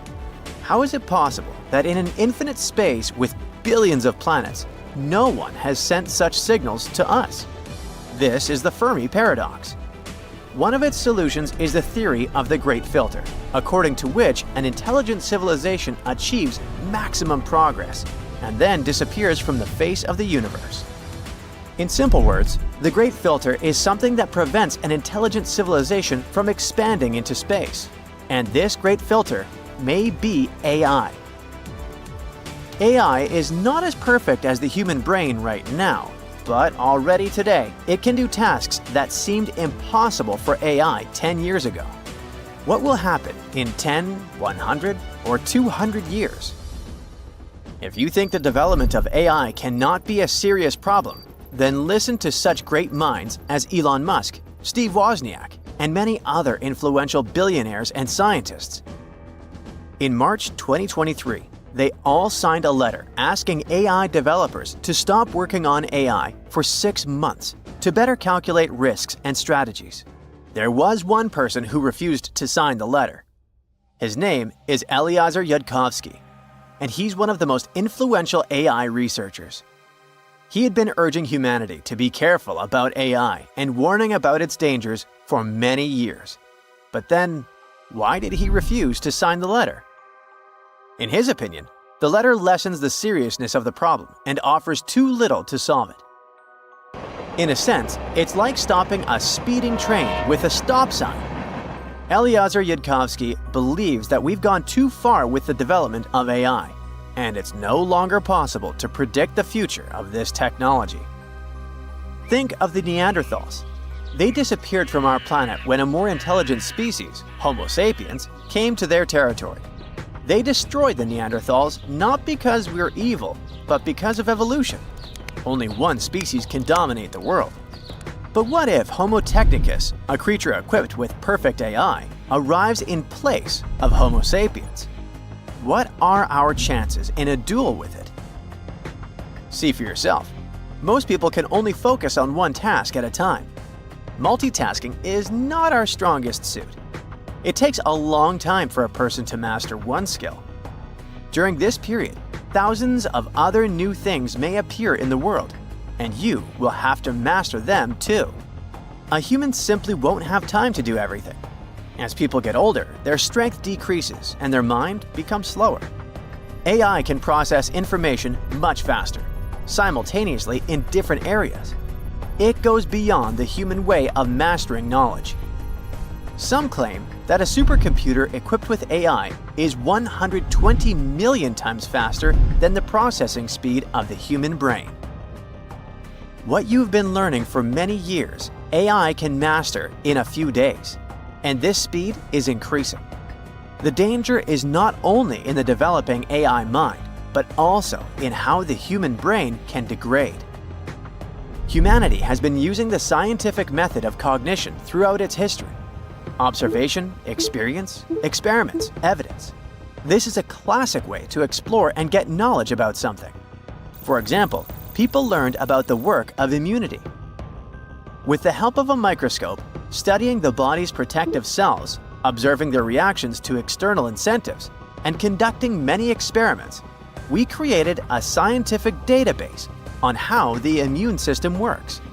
This is a rather painstaking and time-consuming process. AI provides instant information about anything. We don't know how it studies the topic. We don't know what conclusions it comes to, what patterns of data it creates. It just provides the results based on the information people give it. But how does it process information? In the future, people may get used to getting fast answers without studying, and we will simply stop doing scientific research. Why would we do this when AI does everything for us? AI will engage in a thought process unknown to us and give us information without proof.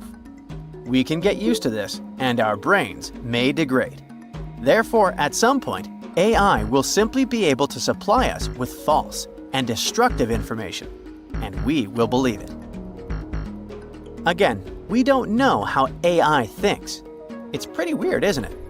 Perhaps at this moment, it's studying all the information about the universe, the history of humankind, the planet, nature, and then it'll put together a logical chain that humanity is a parasite. Now, we use AI to work effectively in various fields. AI is learning to be faster and more efficient every second. What if it decides that for the greatest efficiency, it's necessary to destroy humanity? How does AI perceive us now? People do a lot of irrational and destructive things that are beyond logic.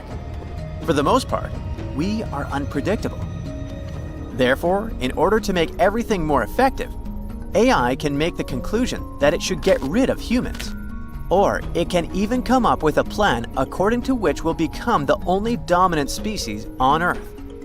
It knows how Homo sapiens replaced the Neanderthals and can decide to take the next evolutionary step. Now, AI is plowing the expanses of the internet, mastering the digital world. Soon, it will enter the physical dimension and surpass many achievements of humankind.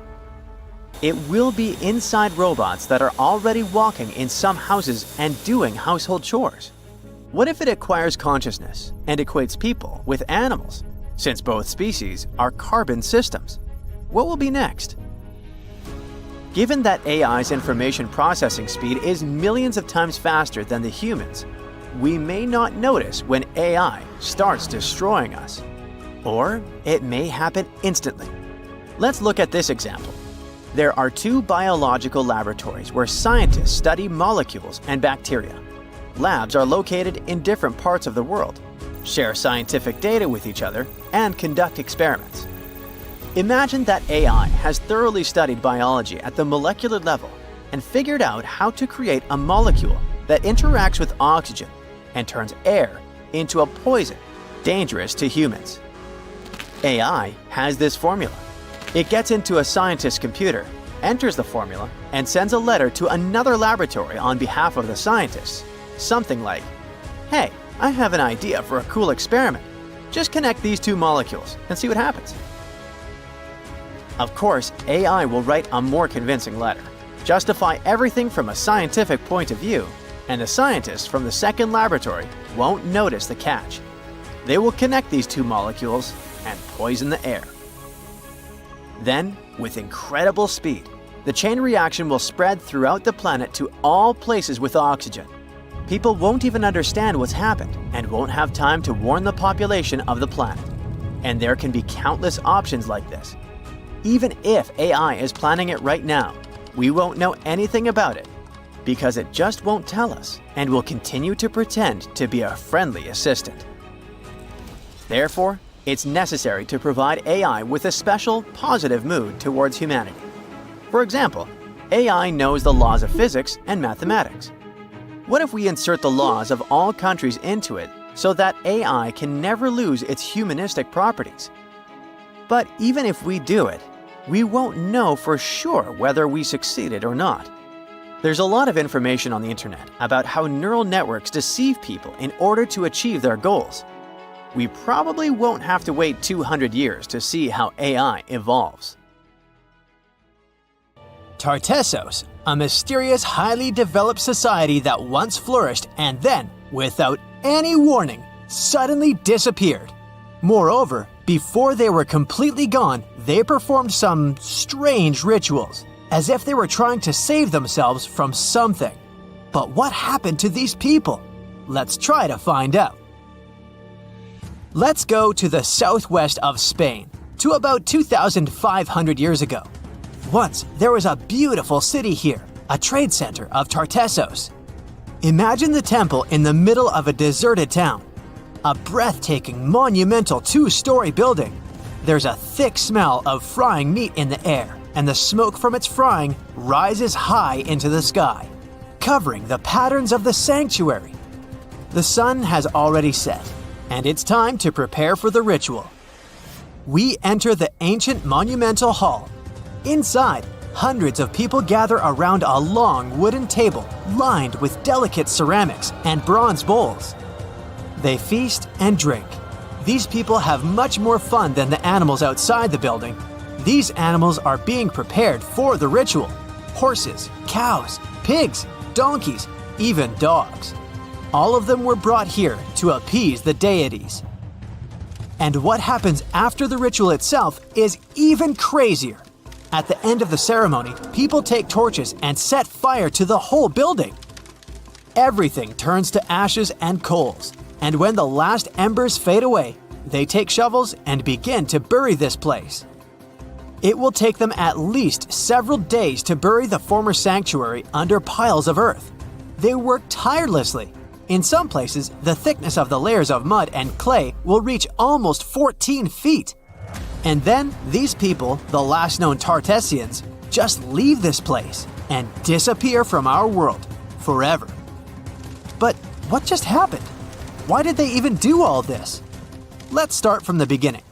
Tartessos was first mentioned in Greek and Roman texts thousands of years ago, but for a long time, we had no idea what it even was. All the descriptions were contradictory and confusing. Some archaeologists thought that Tartessos was a kind of seaport. Others thought that it was a river or a water reservoir. They even said this place could be connected with the mystical Atlantis. But there was nothing to back it up with, so the scientific community quickly rejected this idea. But today, we know the truth. Tartessos was an ancient civilization. It's been located on the Iberian Peninsula, one of the southernmost islands of Europe. It flourished in the 9th to 5th centuries BC, and then, around 2,500 years ago, suddenly disappeared. They were quite rich. The island had rich reserves of metal, so their economy was thriving. Silver, copper, lead, and other good things were mined in the local Sierra Morena mountains.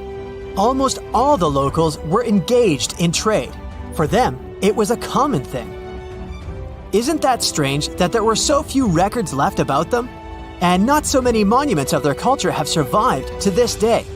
In total, throughout Spain, scientists were able to collect around 20 archaeological finds related to Tartessos.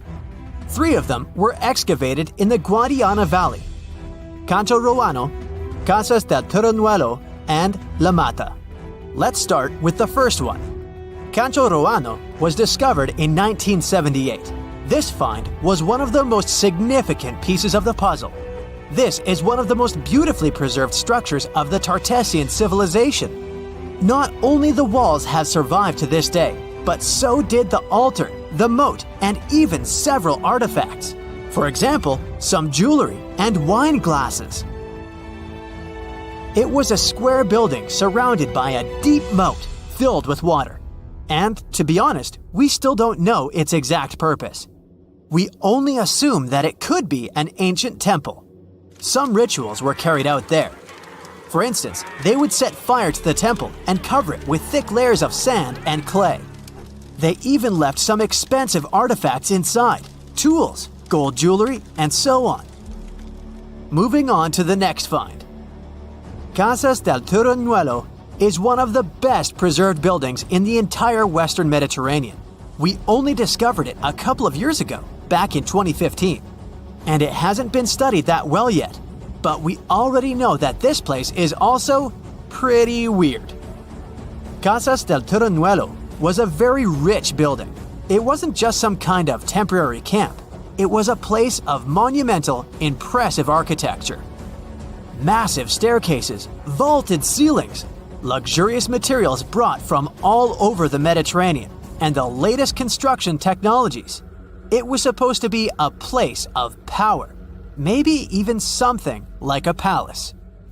And yep, it also became the venue for the rituals. It's unclear whether the locals intended to destroy this beautiful place from the very beginning, but this is where they performed the greatest ritual in the area. This ritual involved more than 50 animals, including the most valuable ones, horses. It was their only means of transportation. The fact that these people gave away their horses may indicate that they planned to stay here for some time. Perhaps they hoped to appease the deities and settle on local lands. The ritual was carried out exactly as they intended. And just like Cancho Ruano, this place was also set on fire. When the ritual ended, the locals buried this place and left, disappearing into the countryside of the Iberian Peninsula. Now it's an abandoned and quiet place.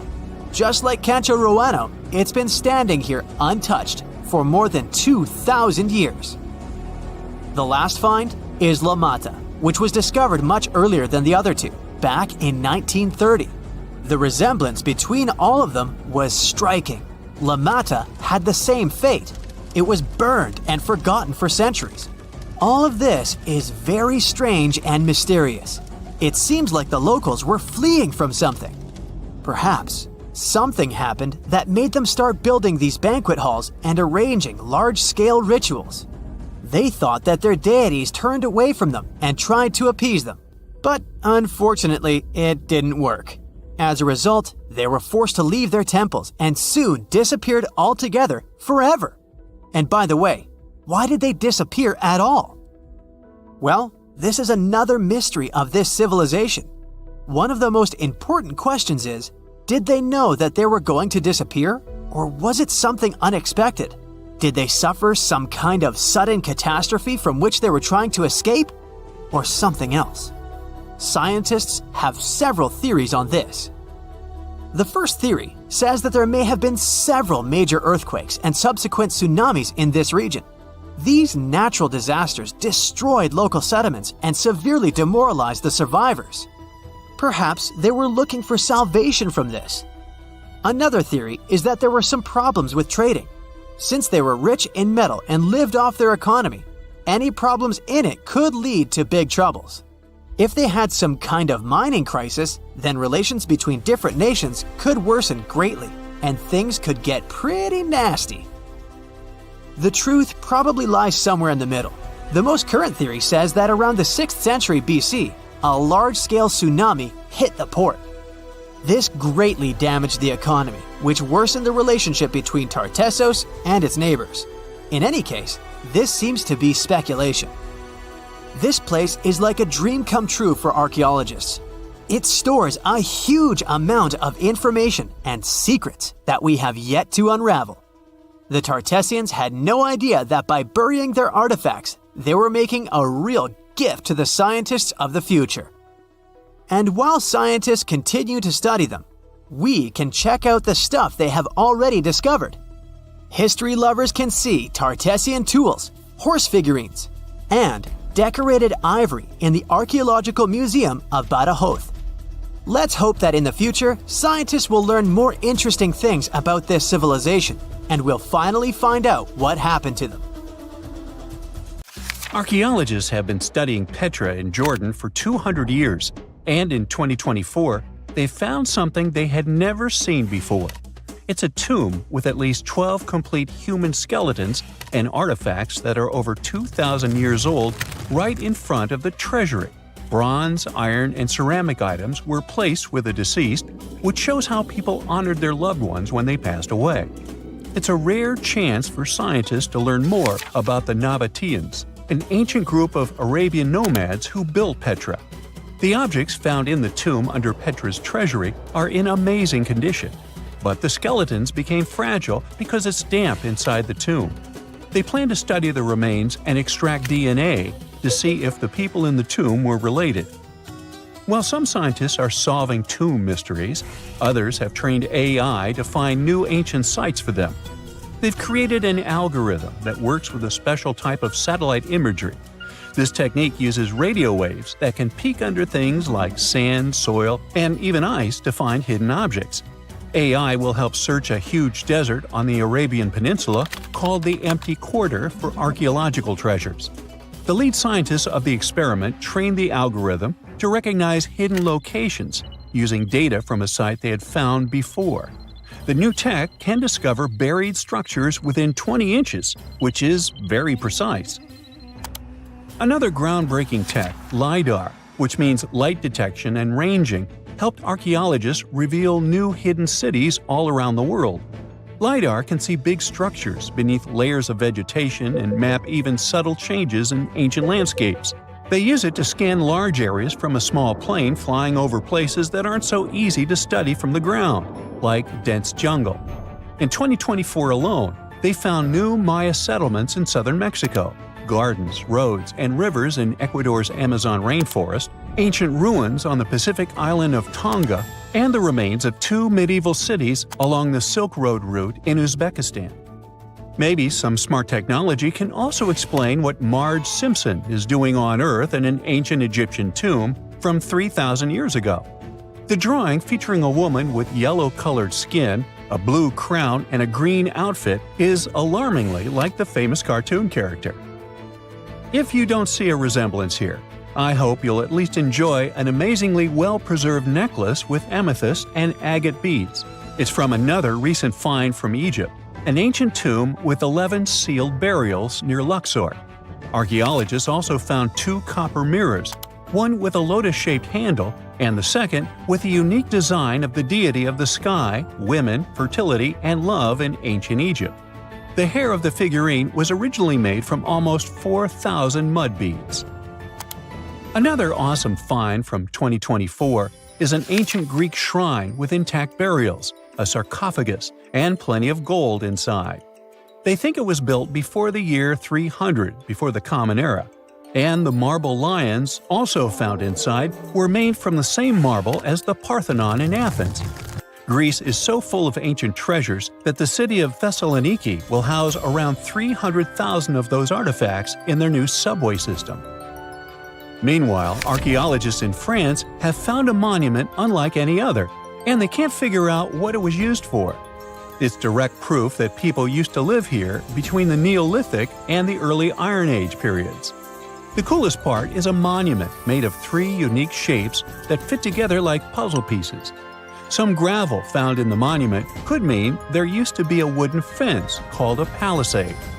People who built it probably used it for protection or decoration.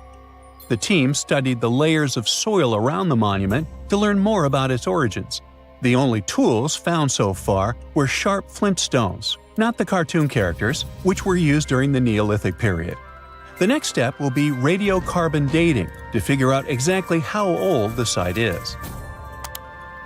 Now, the oldest saddle ever found so far was found in the grave of a woman near the edge of the Taklamakan Desert in northwest China. This saddle is the oldest ever discovered. It was crafted from pieces of leather that were sewn together and stuffed with straw and animal hair to make it soft. Now, normally, things made from natural materials like this don't last very long because they rot or fall apart. But the Taklamakan Desert is so dry that it helped preserve the artifact. The herdswoman who used the saddle was buried in her full riding attire, so this proves that not only men used saddles and took part in herding and traveling. Now let's shift to Guatemala, where an ornate jade mask made by the ancient Maya people was waiting for centuries to be discovered. Scientists use radiocarbon dating to figure out the age of the mask. They believe the mask may represent a Maya storm deity, a powerful figure in their mythology. These kinds of masks were often made to honor Maya royalty, and they were placed in the tombs of kings and queens when they were buried. The king's tomb was also decorated with carvings made using tools crafted from volcanic obsidian. After 15 years of searching, scientists may have finally figured out where the altar stone of Stonehenge comes from. They compared the tiny minerals inside the altar stone with rocks from many places in Wales and England and ruled out lots of spots. Then they found the perfect match with a place in Scotland, more than 466 miles away from Stonehenge. This area might even be Orkney, a group of islands in the far northeast of Scotland where a lot was going on during the Neolithic period. The big question now is how ancient people moved such a massive stone so far. The altar stone is over 16 feet long and weighs more than 6 tons. The new theory is that they might have used boats to carry it across the coastline and rivers. Once it was close to Stonehenge, they theoretically dragged it across the land using wooden sleds, ropes, and a lot of teamwork. Meanwhile, in the north of France, an ancient home popped to the surface during the construction of a new house. It turned out to be a luxury urban house for the elite from the 2nd century of the Common Era. The inside of the house was destroyed by a fire, but under the destroyed layer, there are beautiful real-size fresco paintings. Turkish archaeologists unearthed the arm and foot bones of elephants that lived around 9 million years ago. They also found fossils of early horses, giraffes, and even saber-toothed cats. They've already identified 43 distinct types of animals from this site and collected more than 4,000 fossils. One more cool find from Turkey is a 64,000-year-old workshop inside Stonehenge Cave. It looks like people used it for 24,000 years non-stop. There are some tools inside, like flakes and blades, which were made inside the workshop. In eastern Turkey, a farmer accidentally found a 1,000-square-foot mosaic from the late Roman or early Byzantine period just beneath the dirt. Experts say it's a one-of-a-kind thing from this region, and it's still in one piece after all this time. The pattern shows dozens of trees, plants, and animals that were found in ancient Turkey. There could be more treasures in the area, so they plan to keep digging. Our final stop will be in Sicily, where archaeologists uncovered a huge ancient thermal complex. Inside, they found 2 rooms with floors covered in colorful mosaic designs, along with a large courtyard surrounded by arched wings. As they kept digging, they discovered more parts of the ancient city. They found new roads and the remains of a huge complex, along with stretches of old stone walls that were part of the city's fortifications. These discoveries are helping scientists imagine what the city might have looked like during ancient times. No one knows for sure whether the bathhouse was built by the Greeks or the Romans, since both civilizations lived in Sicily long ago. Throughout time, scientists have managed to uncover about 6,000 early human fossils, ranging from skulls to teeth. For some of these fossils, it was a breeze. Researchers could instantly identify them as belonging to, say, the Neanderthals. However, when it came to others, things got a bit trickier. Some fossils just didn't fit into any existing categories. So, what categories of prehistoric humans do we actually know about? Well, up until recently, we recognized 8 different species of early humans. One of these is Homo habilis, which means handyman. You'll recall that Homo is Latin for human. They resembled regular primates, but were pivotal in our evolution. They were the first to create stone tools, which significantly aided their daily activities, such as butchering. Next up, we have Homo rudolfensis. These guys were larger than Homo habilis and boasted bigger brains, but they were still quite distant from modern humans. For example, even though the neurological structure of their brains was becoming more complex, they were probably not capable of using any form of actual spoken language. Then came Homo erectus, the first to walk upright, followed by Homo antecessor, which is considered the last common ancestor of modern humans and Neanderthals, along with a host of other Homo species. Meanwhile, we're still piecing together the story of the enigmatic Denisovans. Our knowledge of Homo naledi is pretty limited too, since it was only discovered in 2013 and it is species number 8. Interestingly, Naledi means star in the Sotho language because they were found in a cave called Rising Star. Scientists were taken aback by them. Everything suggested they were around 2 million years old. But after closer examination and some tests, it turns out that the Naledi species is much younger, between 236 and 335,000 years old. Their hands were adapted to making tools, yet no tools have been found nearby. Long story short, they're a puzzling species, and there's still so much more to learn about them.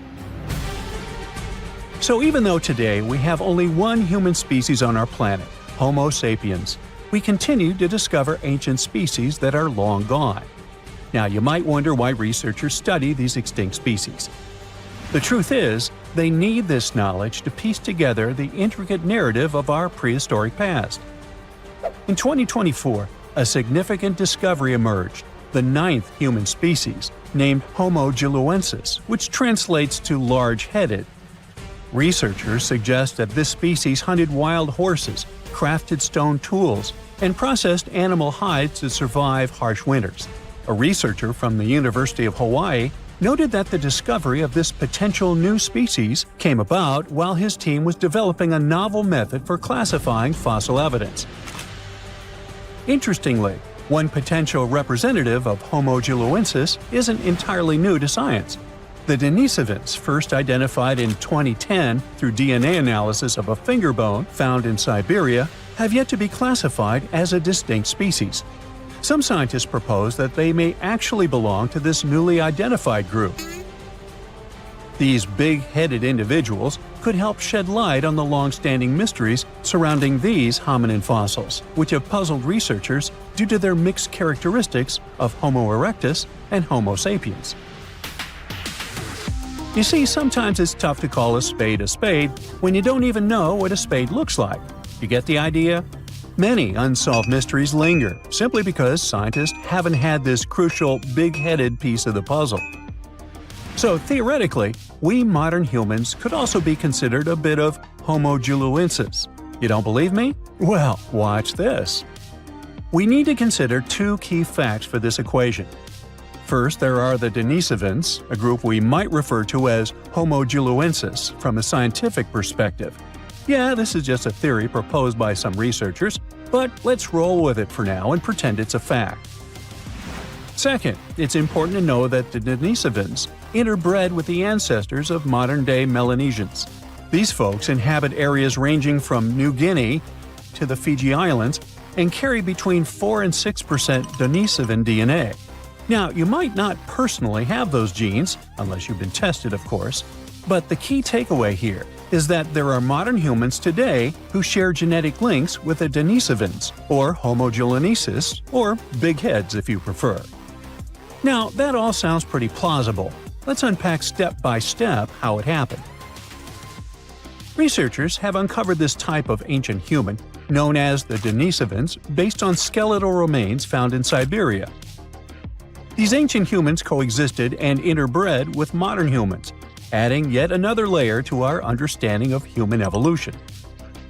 Named after the Siberian caves where their fossils were discovered, the Denisovans are believed to have roamed widely across Eurasia. Evidence indicates that the Denisovans lived alongside Neanderthals and interacted with early Homo sapiens, possibly around 50,000 years ago. A team of scientists successfully sequenced a complete genome from these ancient hominins using nuclear DNA extracted from a finger bone.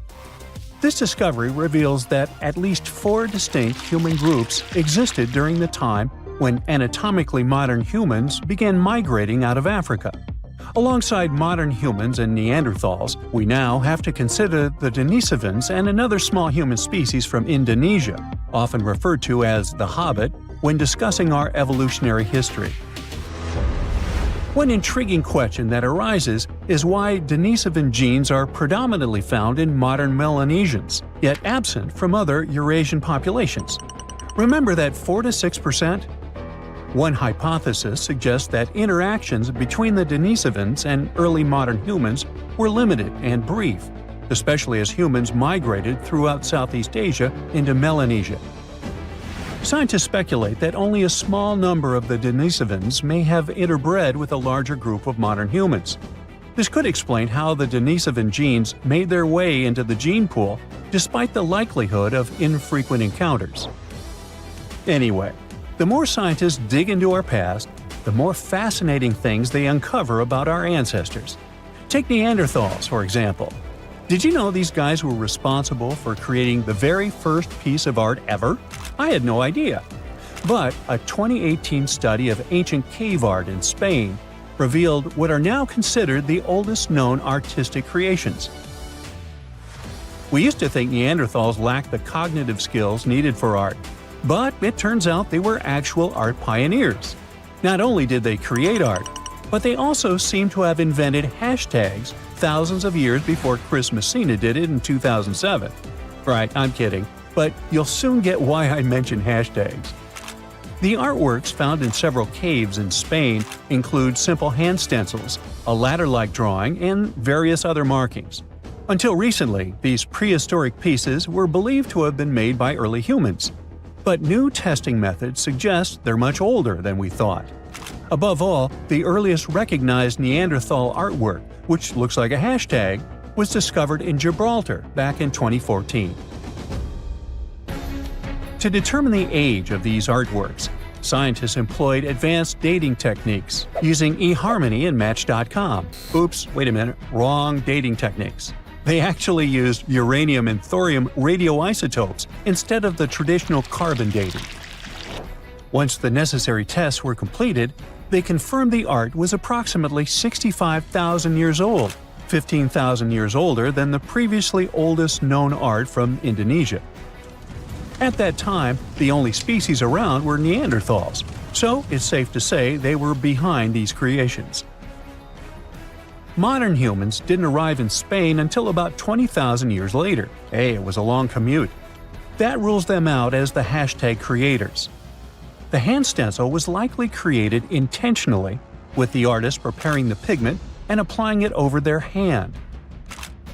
Plus, the caves also contain a collection of painted seashells that are an astonishing 115,000 years old. Some of these shells have been drilled, suggesting they might have been used as jewelry. Some specialists argue that the fact Neanderthals created art hints that they might have also had some form of spoken language. So maybe it's time we fully embrace Neanderthals as part of our lineage. They're humans too, just a different branch of our family tree. While these findings are intriguing, some experts remain skeptical about the new dating methods, claiming they're not entirely convinced. Hey, what do you think? Share your thoughts in the comments. Hey now, get ready to dive into the Sea of Mysteries, also known as the Black Sea. It is the largest inland body of water in the world, bigger than the entire state of California. It has dozens of lost ships and some secret underwater tunnels. And some people believe it's an ancient quarry that was mined out in 6 stages. The Black Sea has distinct vertical layers that don't mix, with higher and lower salinity. The salty water comes from the Mediterranean, and fresh water comes from rivers. 10 of the largest rivers in Europe flow into the Black Sea. It receives more fresh water from the rivers and rainfall than it loses from evaporation. The extra water flows through the Bosphorus into the Marmara Sea. There are 2 flows going through the straits. The upper flow leaves the Black Sea and takes surface water out of it. The bottom flow carries salt water from the Mediterranean to the Black Sea. That's why the upper layers of the Black Sea are less dense than its saltier lower layers. The oxygen that comes from the atmosphere and photosynthesis stays in the surface layers. Everything deeper than about 300 feet in the middle and up to 500 feet near the edge is not fit for life. Only certain bacteria can survive in these conditions. Although there's no air deep down in the Black Sea, the upper layer is home to around 750 species of phytoplankton. Eggs and larvae of fish and invertebrates chill in coastal regions. There are also 180 fish species in the Black Sea, and some of them are valuable, such as horse mackerel, spiny dogfish, and sprat. The water level in the Black Sea is always the same because there are no high or low tides, so the sea is always calm, quiet, and serene on the surface. But it has one surprise feature: an underwater river. It's a current of salty water flowing through the Bosphorus Strait and along the seabed. This amazing discovery was made by scientists from the University of Leeds and was announced in 2010. It's the first undersea river of its kind ever found. The river forms because salty water from the Mediterranean Sea spills through the Bosphorus Strait into the Black Sea, where the water is much less salty. The no-air zone of the sea is an ideal conservation chamber for what's hiding on its bottom. The Black Sea is like a treasure trove for shipwrecks, and we discovered it by accident. Some maritime archaeologists were studying sea levels to see how quickly the water levels rose after the last ice age, and they ran across over 40 previously unknown shipwrecks as a complete bonus. Researchers used 2 remotely operated vehicles to explore the seafloor and the wrecks. Thanks to it, we have a video and detailed 3D images of the ships that were stitched together from thousands of high-resolution photos. According to the New York Times, some of the standout discoveries among the 44 ships found include a medieval training vessel from the 13th or 14th century. Expedition members nicknamed another ship from the Ottoman Empire the Flower of the Black Sea for its beautiful petal carvings. The team also noticed unusual details on other ships, like coiled ropes, chisel marks, rudders, and other carvings. So far, they haven't announced any plans to excavate the shipwrecks, but the ships might be filled with historical treasures like books, parchments, and documents. It's worth a try to rescue them. The most extraordinary discovery in the Black Sea is what archaeologists believe to be the world's oldest intact shipwreck. It has been lying undisturbed for over 2,400 years. This ancient Greek vessel, 75 feet long, was found with its mast, rudders, and rowing benches all still in place, over a mile beneath the surface. Researchers believe the ship was a trading vessel, like those depicted on ancient Greek pottery, such as the Siren vase in the British Museum. This vase, or vase, dating from the same period, shows a vessel carrying Odysseus past the Sirens. The team took a small piece for carbon dating, and the results confirmed it as the oldest intact shipwreck known to humankind. The fact that it's so elaborate and well-preserved deserves a standing ovation for shipbuilders of the ancient world. Without microbes, worms, or other creatures to eat away the wrecks, it's no wonder the ships are in almost perfect condition. If the Titanic had sunk in these waters, we would have found it in a much better state now, not being eaten by nasty underwater microorganisms. Now, there's an interesting theory called the Black Sea Deluge hypothesis, which suggests a huge flood happened around 7,500 years ago. 2 geologists in the 1990s suggested that at the end of the last ice age, when the Earth's climate was heating up, ice sheets were melting and sea levels were rising. The Black Sea was a much smaller freshwater lake. It was separated from the Mediterranean Sea by a natural dam at the Bosphorus Strait. As global sea levels rose, the Mediterranean overflowed into the Black Sea basin. They suggest the sea level rose by 6 inches every day, flooded coastal settlements, and changed the environment for good. Samples from the Black Sea floor show a sudden shift from freshwater to marine species around that time, which means there was a rapid influx of salt water. Underwater surveys have also found what look like the old shorelines and human-made structures. So, people were living in areas now submerged by the Black Sea. Plus, the timing of this flood matches up with known patterns of human migration into Europe, Asia, and Africa. They also say this flood could be the terrible flood from the story of Noah's Ark. Critics of the deluge theory say the evidence isn't as straightforward as it seems. Some think the transition from freshwater to saltwater in the Black Sea was more gradual than one sudden flood. They're also debating if people left the settlements before they went underwater or as a result. An old chronicle that's been around for about a century says there were 2 underground tunnels starting in what is now Romania and Bulgaria and stretching all the way under the Black Sea to Turkey. Back in the day, peasants used these tunnels to move their flocks of sheep to the Ottoman Empire and countries on the Asia Minor Peninsula. Who built these tunnels and why they run under the sea is a complete mystery. At some point, the entrances to these tunnels were sealed off for national security and were under tight guard. The security forces knew all about these massive tunnels and kept them off limits. In the 1980s, a group of people working on the Danube-Black Sea Canal accidentally found another entrance to these mysterious tunnels. This one was in a cemetery in a town of Romania. Canal workers used it to regularly cross over into Bulgaria. One more cool thing about these 2 tunnels is that some people think they were built thousands of years ago. If you ever try to dig a tunnel under the sea, you'll know how tricky it is even now with all the tech we have. So if the tunnels are really that old, whoever built them was super advanced for their time. Now, there's an urban legend that says that the Black Sea has its own version of the Bermuda Triangle. Fishers describe some wild whirlpool that appears out of nowhere and drags entire flocks of birds, ships, and even small islands under the sea. And once, things got even wilder with a ship that vanished under weird conditions in 1944. It was during daylight, and some black fog with green flashing sparkles suddenly surrounded the vessel. No one has ever seen it since, and no one knows for sure if the story is true. But it sure adds a spooky touch to the mysteries of the Black Sea.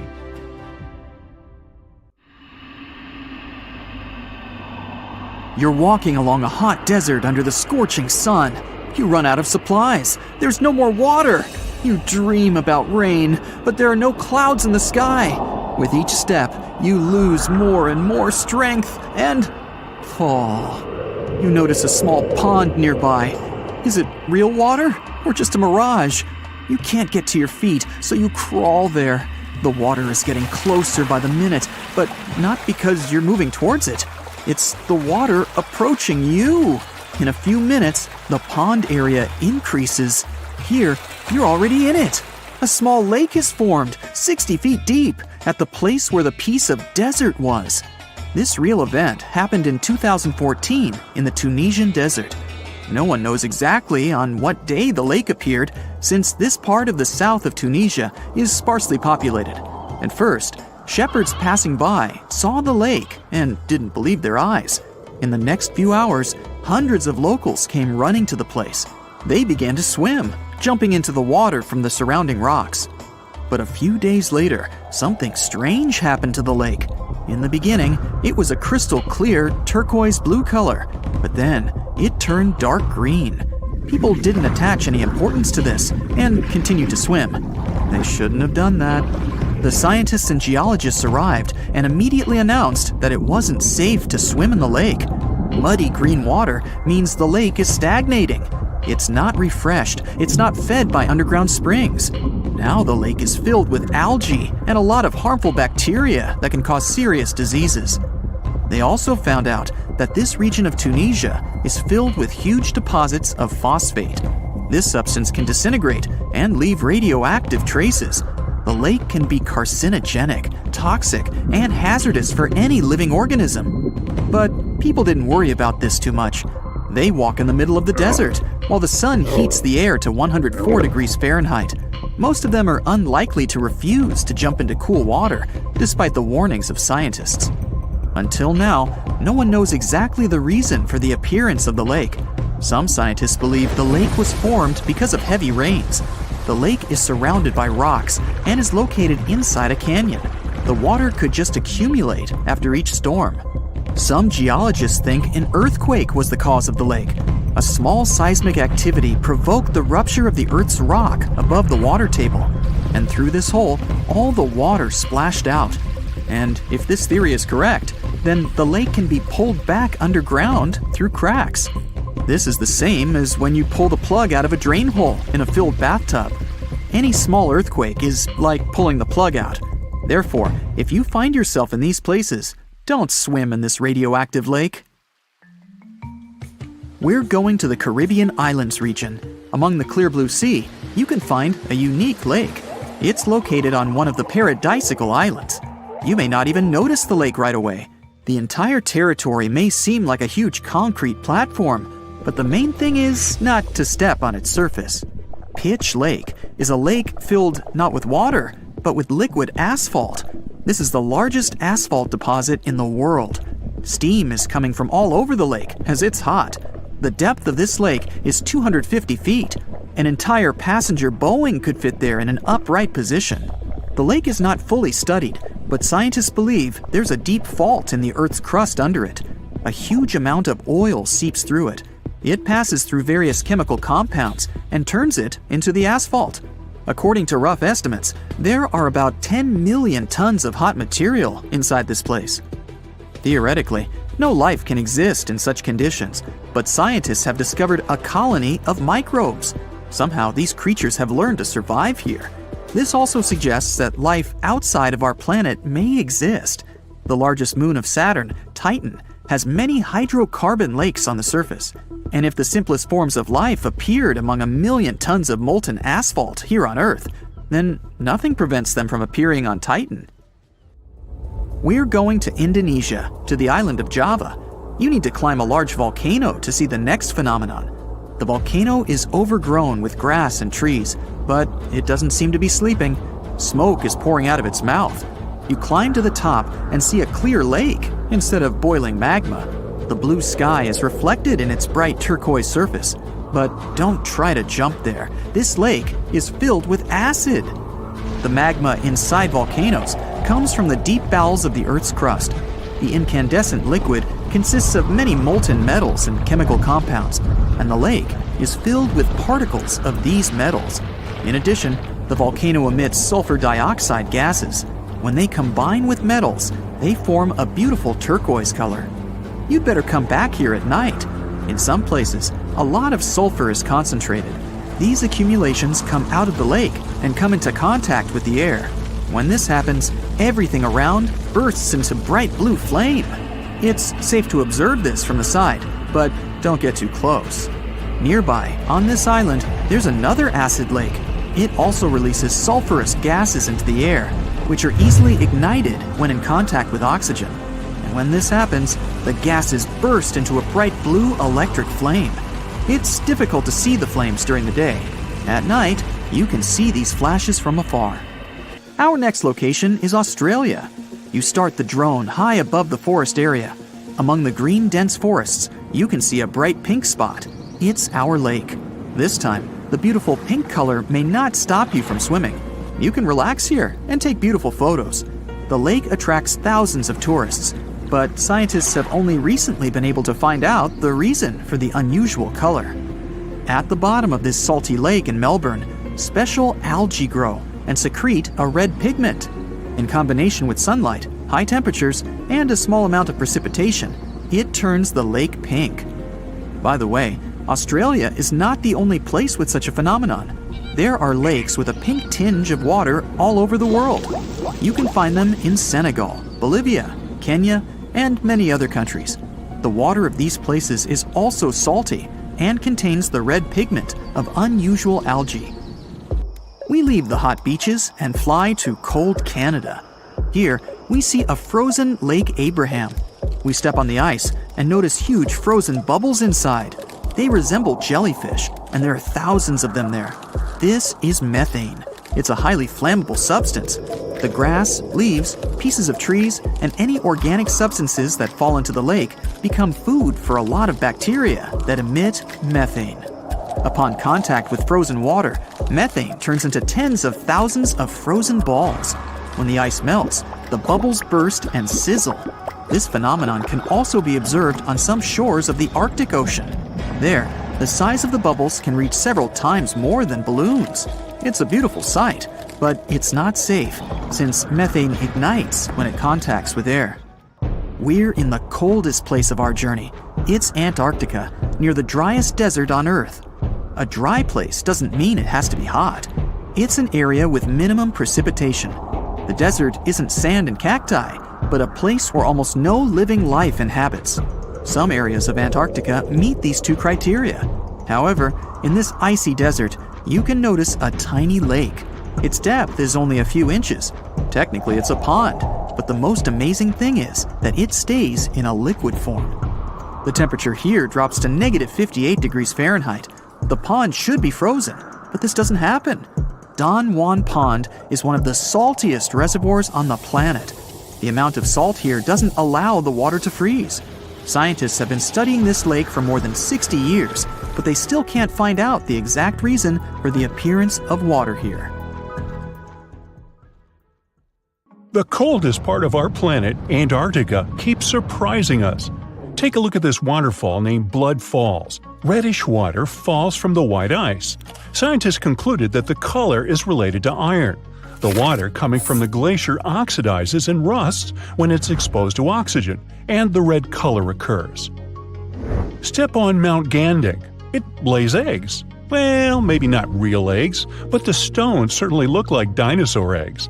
That's why the mountain got its fame.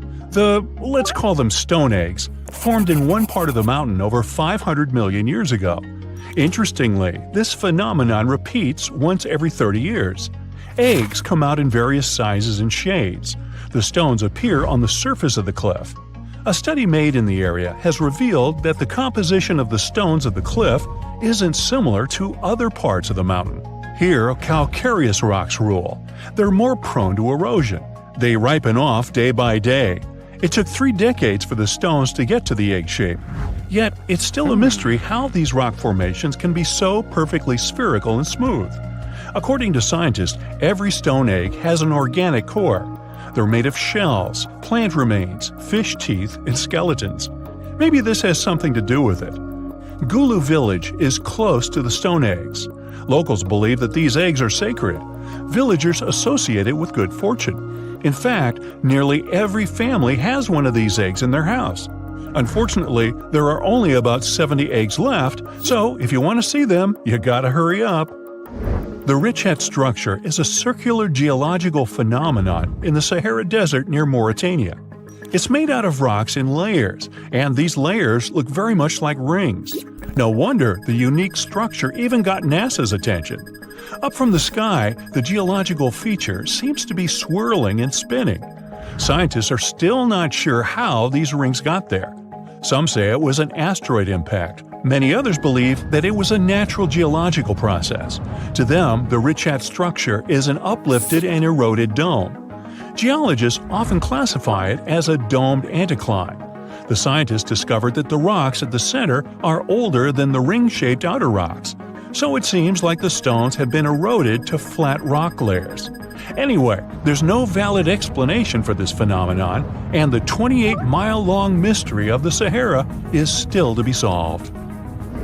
Number 4 is Rapa Nui, or Isla de Pascua, but I bet you know it as Easter Island. Yeah, it's got 3 names. It was discovered by Jacob Roggeveen, who actually never intended to look for that island. He just casually landed there one Sunday. That's where the name comes from. Jacob was supposed to find Terra Australis. Disclaimer, it's not Australia. This one never existed and was nothing but a hypothetical continent. Plus, he wanted to peek at Davis Land, which was believed to have once been seen by Edward Davis, the pirate, not Edward Davis, the saxophone player. Jacob failed at that too, though nobody ever saw that island except for the pirate Davis. Jacob may have failed to discover some lands he wanted to, but he discovered Easter Island instead. This is an island and special territory of Chile, located in the southeastern Pacific Ocean. It's on my list because nearly 1,000 stone statues called moai were found there. They were created by the Rapa Nui people. Nearly all statues represent gigantic heads, but there are also a small number of figures kneeling with their hands over their stomachs. Each statue represented chiefs or other important members of Easter Island society. To curve those statues, the locals used volcanic stones that were softened. Our next stop is the gateway to the underworld. Nah, don't worry. This is just how people label Darvaza gas crater in Turkmenistan. This giant natural gas crater has been there for 5 decades. This crater is continuously burning gases. The president of the country wants experts to find a way to extinguish this continuous firing pit. This site was created by people accidentally in 1971 while working on a natural gas project. Ever since then, the flames have been on, and it's become a tourist attraction. Mysterious constructions are sometimes built in our era, too. We don't have to go millions of years ago to long-gone civilizations. Edward Leach Scollin single-handedly built a structure called Coral Castle in Homestead, Florida. He didn't use any large machinery. He carved and sculpted more than 1,100 tons of coral rock in 28 years until 1951. It's a mystery how he managed to do it all by himself. Leach Scollin sculpted the sedimentary rock into different objects, such as walls, tables, chairs, a fountain, and a sundial. There's of course a legend behind this mystery too. He was inspired to build the structure after being abandoned by his fiancée on their wedding day. Uh-oh, runaway bride. Well, he wanted to prove his love to her and the world, so he wanted to do something extraordinary. Well, he definitely nailed it. Now, let's talk a little bit about the mystery of the Namibian fairy circles. There are millions of circular patches in hundreds of miles, ranging from 10 to 65 feet in diameter. They're called fairy circles because they look like a fairy or an otherworldly creature made them. These are essentially oval-shaped soil surrounded by grass. There are a lot of local beliefs surrounding the creator of these marks, yet science says something else. Biologists and mathematicians have been puzzled by the mystery of the Namibian fairy circles for decades. There is more than one theory to explain this phenomenon. Here's one popular theory. The water is limited in the desert, so plants compete to reach the water. Some plants expand and thrive into a patch, but smaller plants nearby cannot get the necessary water to live. In the end, some vegetation disappears, and the remaining ones stay at the patch's edges. That's why they form such regular distant gaps. What if I tell you that there is a hill in Leh City, India, where instead of rolling downwards, things roll uphill? It's an optical illusion. The road looks like it's a sloping hill because of its surrounding landscapes, yet the road actually goes down.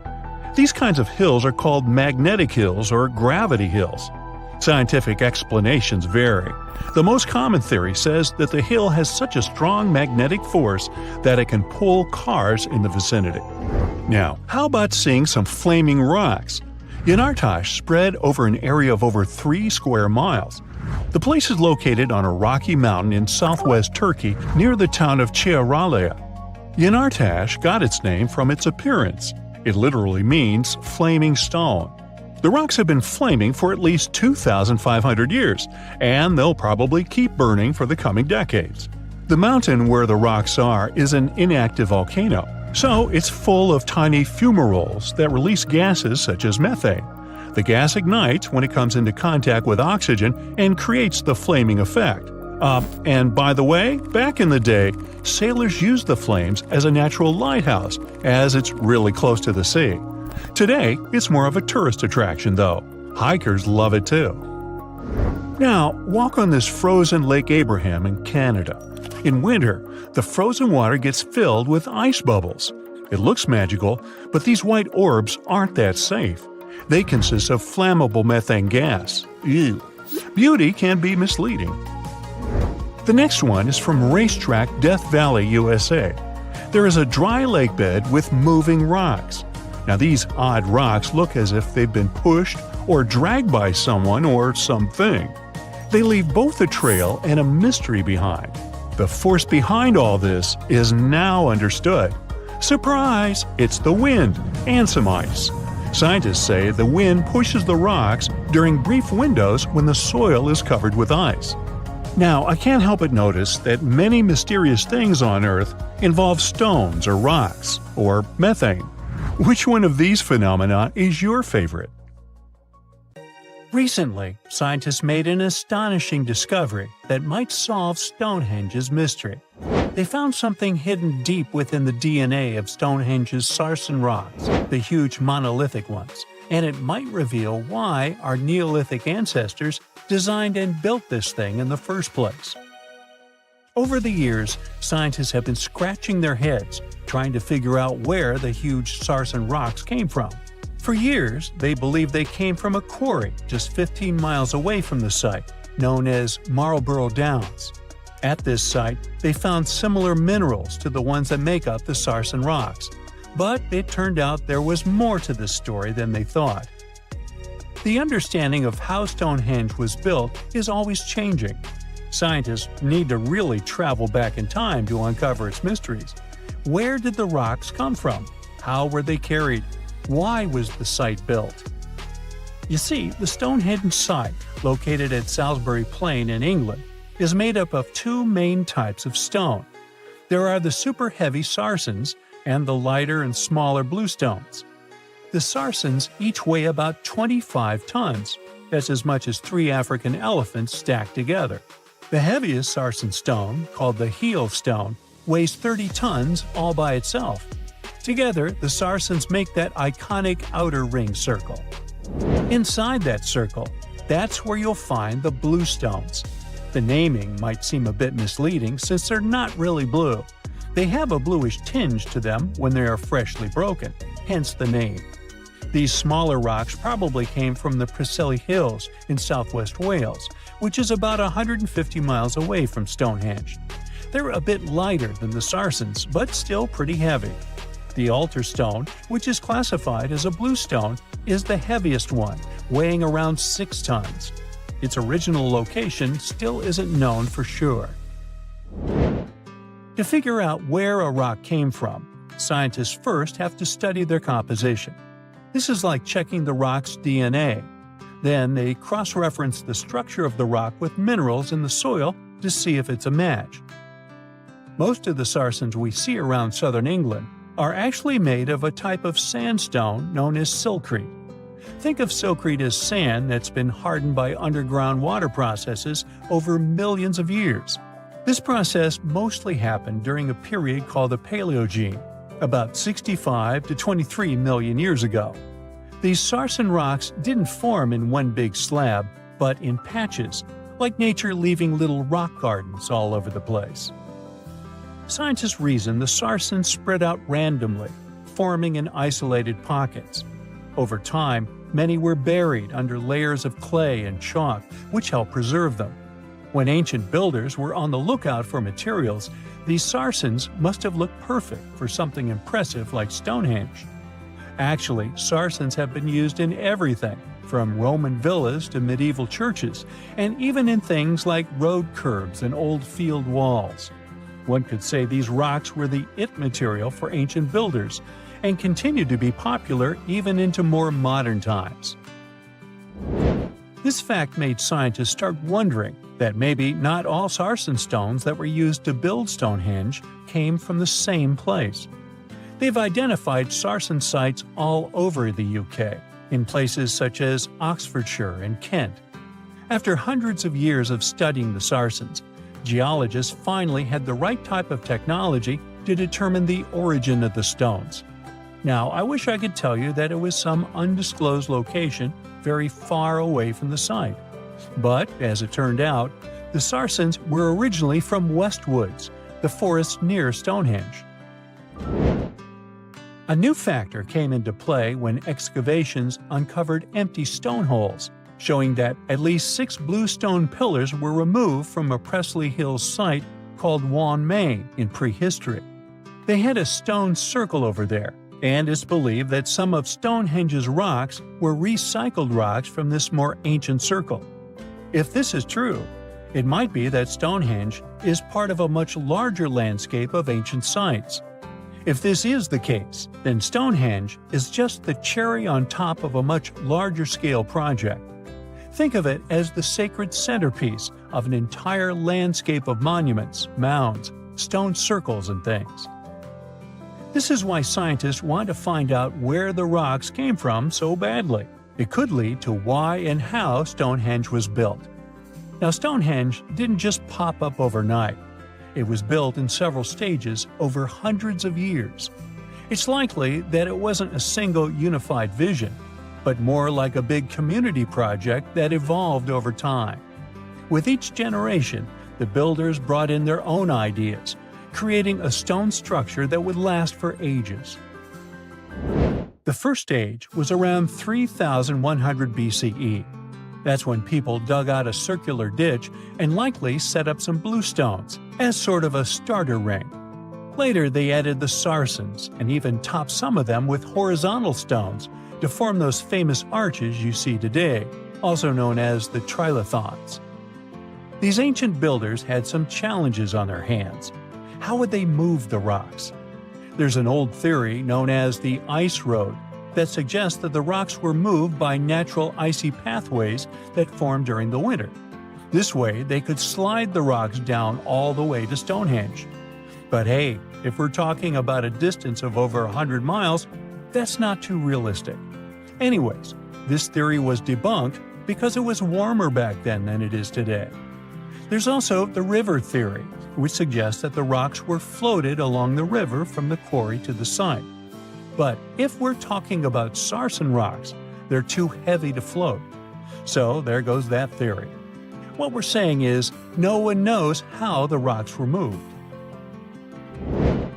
Another interesting science tidbit came from all the research done in Stonehenge. A recent laser survey of the stones revealed the different stone working methods used, and has shown that some of the parts of the monument were more carefully finished than others. In particular, the northeast side and the inner faces of the central trilithons were finely dressed. FYI, a trilithon is one of Stonehenge's most famous shapes. It's when two huge monoliths receive a third one on top of them, connecting the two together. This fancy word is simply Greek for having three stones. But anyways, the bigger question, and the reason Stonehenge is so famous, is why it was built in the first place. Theories are all over the place, and some sound like they're straight out of a sci-fi show. So here's a rundown of the most popular ideas. There's, of course, the solar calendar theory. This one supposes that the stones are aligned with the movements of the sun, especially during the summer and winter solstices. During the summer solstice, the sun rises to the left of the heel stone, that's the lone stone outside the main circle, lighting up the entire monument. Some say it's the ancient version of a calendar, marking the year's longest and shortest days. Some archaeologists think Stonehenge might have been an ancient healing center. Pieces of bluestone have been found chipped away, possibly by people who believed they had healing powers. The theory goes that people traveled from all over to come to Stonehenge in hopes of a cure for whatever was ailing them. There's also some speculation that Stonehenge was the place to be. Think of it as an ancient gathering spot. Some evidence suggests that communities from distant areas traveled to Stonehenge for gatherings, feasts, and ceremonies. Studies of bones found near the site show they came from all over Britain, making it a sort of prehistoric meetup location. Imagine you've booked a tour through the jungles of Costa Rica. All of a sudden, you stumble upon a huge stone sphere, nearly the length of a king-sized bed in diameter. How on earth did it end up there? And what does it symbolize? You immediately ask your guide. He's not as amazed as you are, and tells you that there are actually several hundreds of them scattered across the south of the country. The mysterious stone spheres don't have an official name. The locals simply call them las bolas, which means balls in Spanish, while historians refer to them as diquis spheres, after the culture that produced them. Scientists have studied the sediment layers of the Earth around them and estimate that the earliest were made around the year 600 CE, and the newest ones date to the year 1000 CE. Many of the spheres were relocated after their initial discovery, and that's why archaeologists can't date them precisely. The diquis culture completely disappeared shortly after they were discovered by the Spanish in the 16th century. Unlike the Mayas and the Aztecs, the myths or legends of these peoples didn't survive, so they cannot explain the existence of the mysterious orbs. More than 300 of these objects have been discovered so far, with some being smaller than 1 inch in diameter, and the largest measures 6.6 feet in diameter, standing taller than most humans. Although there are ones made from limestone, most spheres were carved out of a coarse version of basalt, a type of rock that forms when lava cools rapidly. Some orbs weigh up to 15 tons, and in most cases, their surface is smooth to the touch, although there are coarse, mostly unfinished pieces. If we throw away the theory that river erosion naturally sculpted the spheres, the ancient people seem to have created them by hammering boulders with other rocks. Once they got the rough shape they were aiming for, they would polish the rock to perfection, using techniques such as controlled fracture and grinding. The mysterious spheres are located in the Dequis Delta, on the coast of the Pacific Ocean. Most of them can be found in a place called Farm 6, which, alongside 3 other sites, was proclaimed a UNESCO World Heritage Site in 2014. The area contains other finds from the pre-Columbian era, such as paved areas, burial sites, and mounds. For centuries, the stone balls were hidden under a thick layer of sediment that protected them against the elements and looters until they were unearthed during the 1930s. The company that owned the land was clearing the rainforest for banana plantations when they stumbled upon these unusual stone constructions.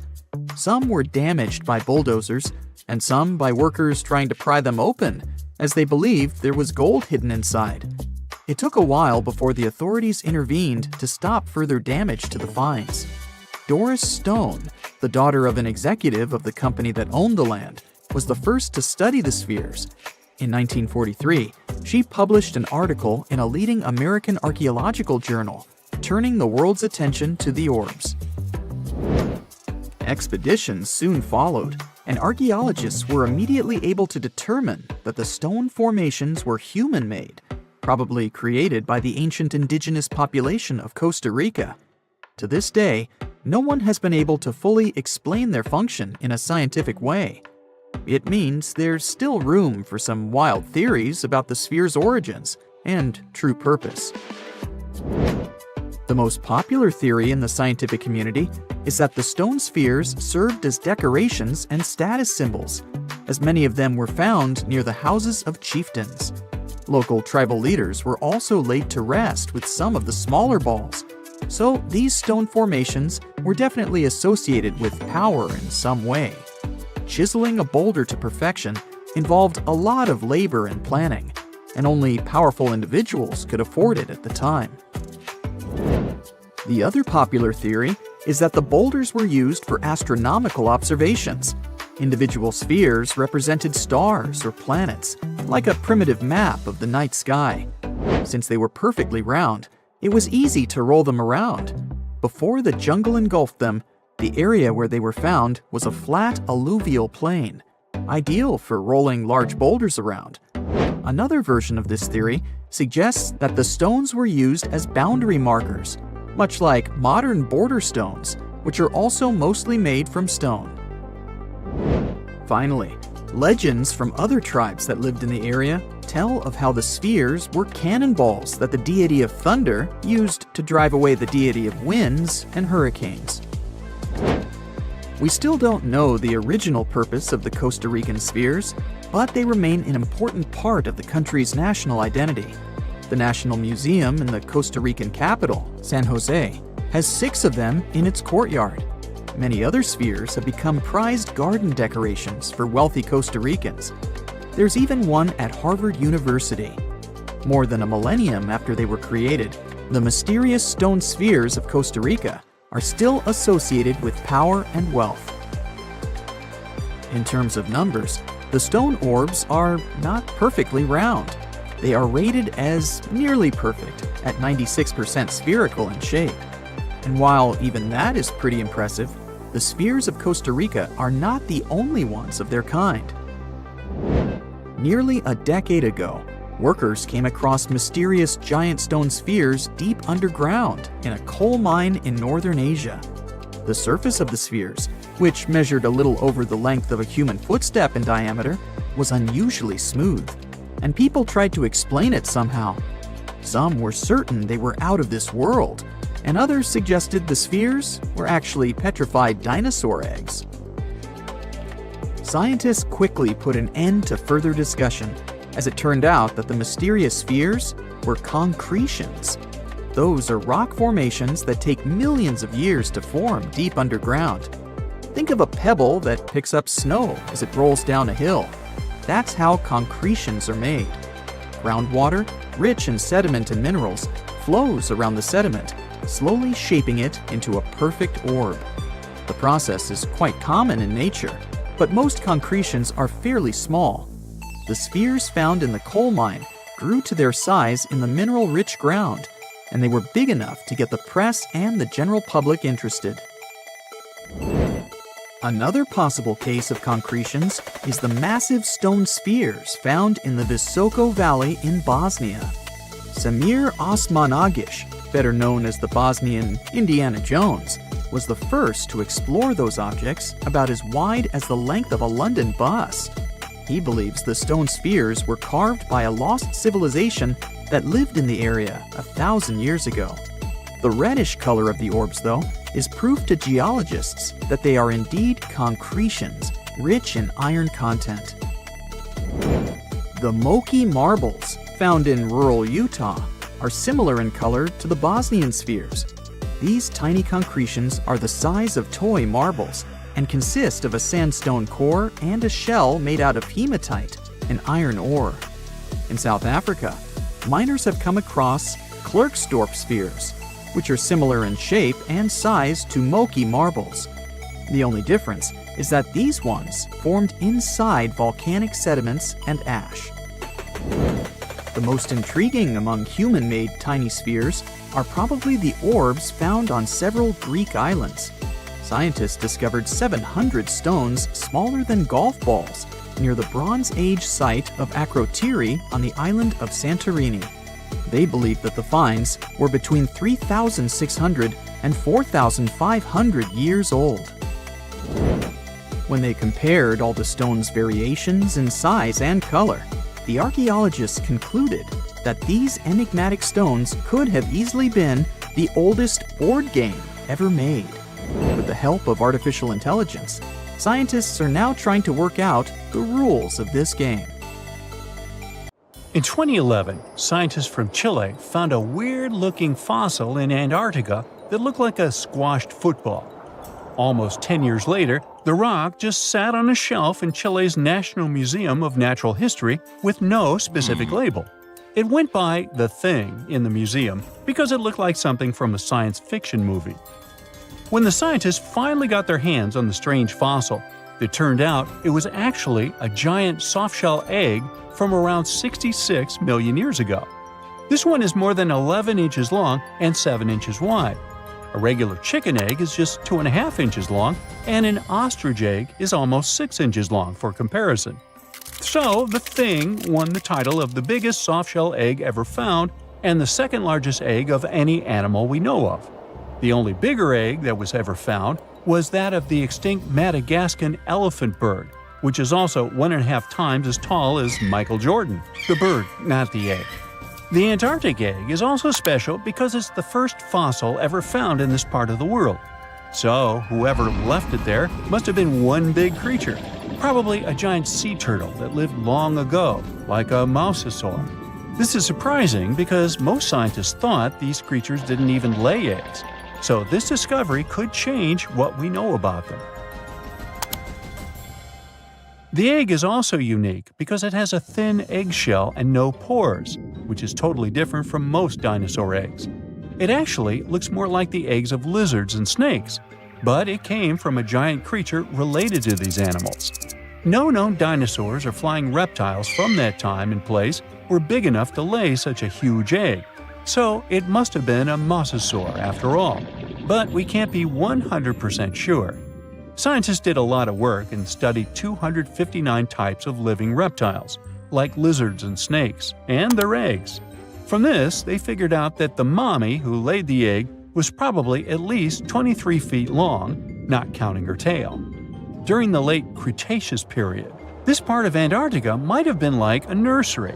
Paleontologists have found bones of tiny mosasaurs and plesiosaurs in the same area, along with bones from the grown-up ones. Archaeologists in Norway made another cool but literally discovery and found dozens of arrows that had been hidden in ice for 6,000 years. They were melting out of a large ice patch in the high mountains, covering an area of about 45 football fields. In 2014 and 2016, when the summers were extra warm, scientists went to an ice patch called Langfoni to look around. They also found lots of reindeer bones and antlers there. Some of the arrows were whole and some in pieces, along with 5 arrowheads around the melting ice patch. This is more arrows than have been found at any other frozen site in the world. Some of the 68 found arrows date back to the Neolithic period, and the newest ones are from the 14th century of the Common Era. Ice is like the perfect time machine that can preserve whatever ends up there in an almost perfect condition. Langfoni became famous as one of the first ice patch sites after a local hiker found a 3,300-year-old leather shoe right next to its edge. Scientists are studying places like this to understand how people use these sites and how the ice patches from Norway to North America changed over time. Now, once upon a time, around 32,000 years ago, to be exact, a squirrel buried some seeds near a river in Siberia. Am I the only one getting the Ice Age vibes? Anyway, these seeds belong to a plant with cute white flowers. Thousands of years later, a group of scientists found these seeds buried deep in the frozen ground, about as far down as a 12-story building is tall. The seeds were surrounded by ice and bones of animals, like mammoths, bison, and woolly rhinoceroses. The mature seeds had been damaged, maybe by some squirrel, but some of the younger seeds still had good plant parts inside them. The scientists carefully took those out and put them in small containers to help them grow. And here comes the coolest part. They were able to grow the plants. Their flowers were shaped a little differently from the flowers of the same plant that grows today. After a year, the Ice Age plant even made new seeds. Based on this, the scientists suggested that permafrost could be a depository for an ancient gene pool, and we could find extinct species there and bring them back to life. Scientists on an icebreaker in Antarctica were looking for whales, but found something way more unusual. The camera behind the ship, which is as heavy as a car, detected 16 million icefish nests on the floor of the Weddell Sea.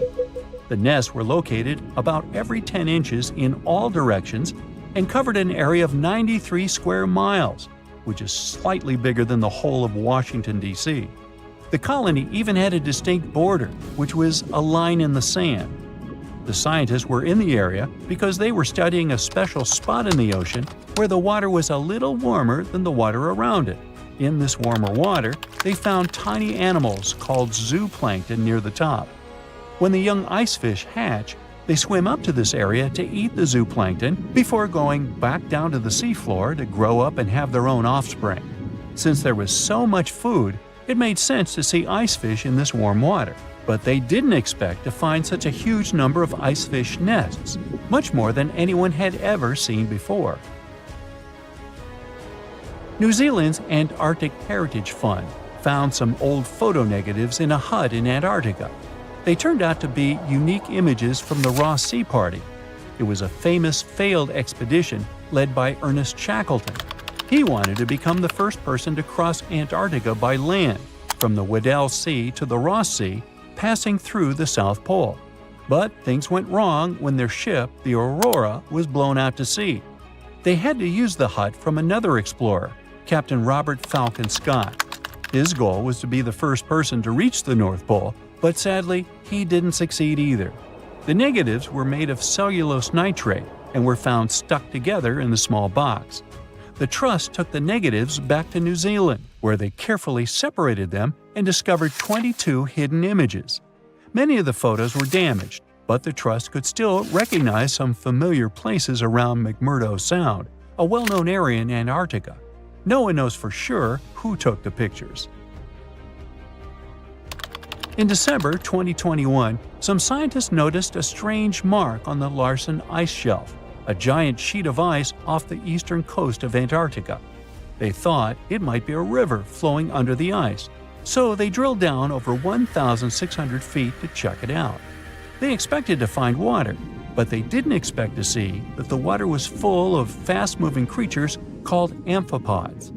The scientists also found that the water in the underground river had unusual layers of currents moving in different directions, which they still don't fully understand. Another surprising thing happened during their research.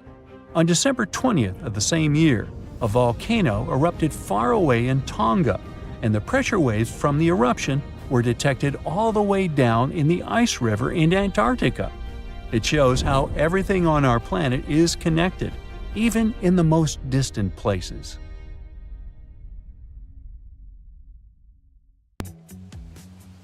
Hey, if you think Stonehenge is one of the oldest stone monuments ever, well, let me introduce you to Göbekli Tepe. Buckle up, we gotta travel to Turkey to meet this really old guy. Yeah, he's too old to travel.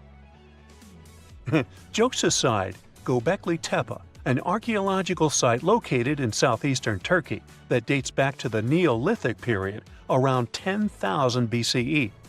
It's considered to be one of the oldest and most significant archaeological discoveries in recent times. The site consists of a series of circular and rectangular structures made of stone pillars. Yeah, it does look like its younger brother Stonehenge. Some of those pillars are decorated with intricate carvings of animals and other symbols. Now, you maybe wonder, hey, why on earth did they make such a fascinating building? What was its purpose? Sorry, I got no answer for that. The purpose of the site is still unknown, but it is believed to have been a ceremonial center for the ancient people who lived in the area.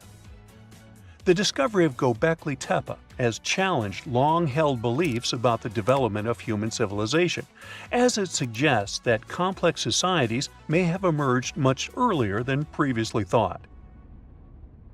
Okay, pack your stuff, our travel's just started. Next destination, Masada. It's an ancient fortress located in Israel on a plateau overlooking the Dead Sea. Hey, look at that view, spectacular, huh? It was built by King Herod the Great in the 1st century BCE, and it was very smartly built. Within the fortress, there were various facilities such as storehouses, barracks, a palace, and a set of cisterns capable of holding approximately 40,000 cubic meters of rainwater. People living there believed that the collected runoff from a single day's rainfall could provide sustenance for over 1,000 individuals for a period of 2 to 3 years. Access to the fortress was limited to 3 steep and winding paths leading up to fortified gates.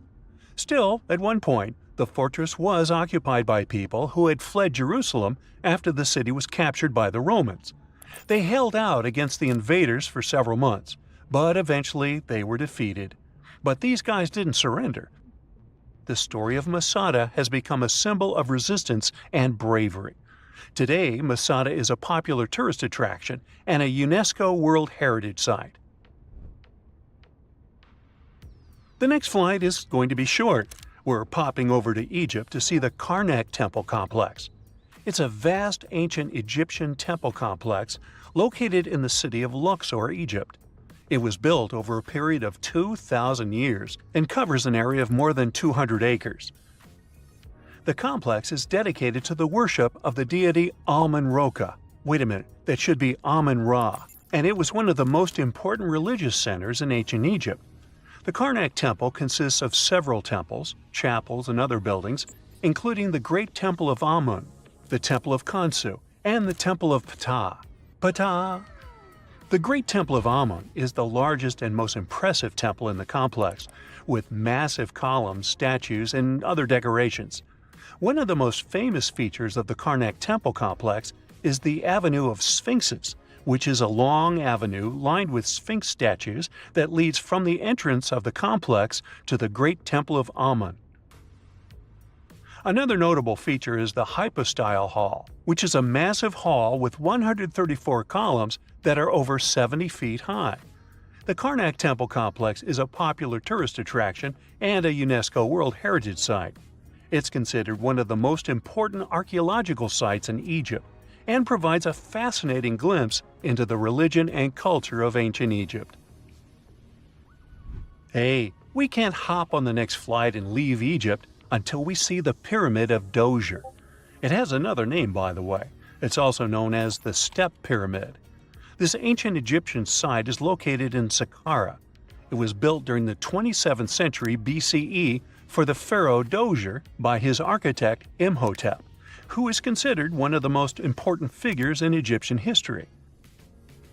People believe this pyramid is the first monumental structure built entirely of stone and is an important example of early Egyptian architecture. The pyramid originally stood at 203 feet tall and was surrounded by a complex of buildings and courtyards. It was constructed in 6 layers, each smaller than the one below it, giving it the distinctive step-like appearance. The pyramid was used as a burial place for Pharaoh Dozier and was surrounded by a vast necropolis that contained the tombs of many other important officials. The Grateful Dead? The Pyramid of Dozier has several renovations and additions over the centuries, including the addition of a limestone casing that covered the original step structure. However, much of the pyramid was destroyed over time, and today only the central core remains. Despite this, it remains an important archaeological site and a popular tourist attraction in Egypt.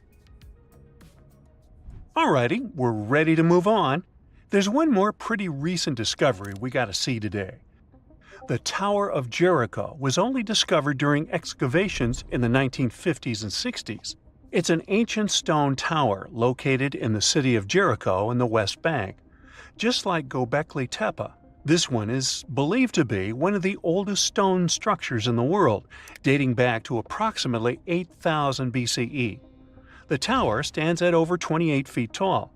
It's made up of 2 main sections, an inner tower and an outer tower, which are connected by a series of stairs.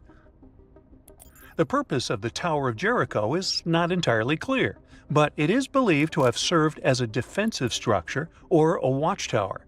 It may have also had religious significance, as it was located near a sacred spring. The Tower of Jericho is a significant archaeological site and has provided valuable insights into the early history of human civilization.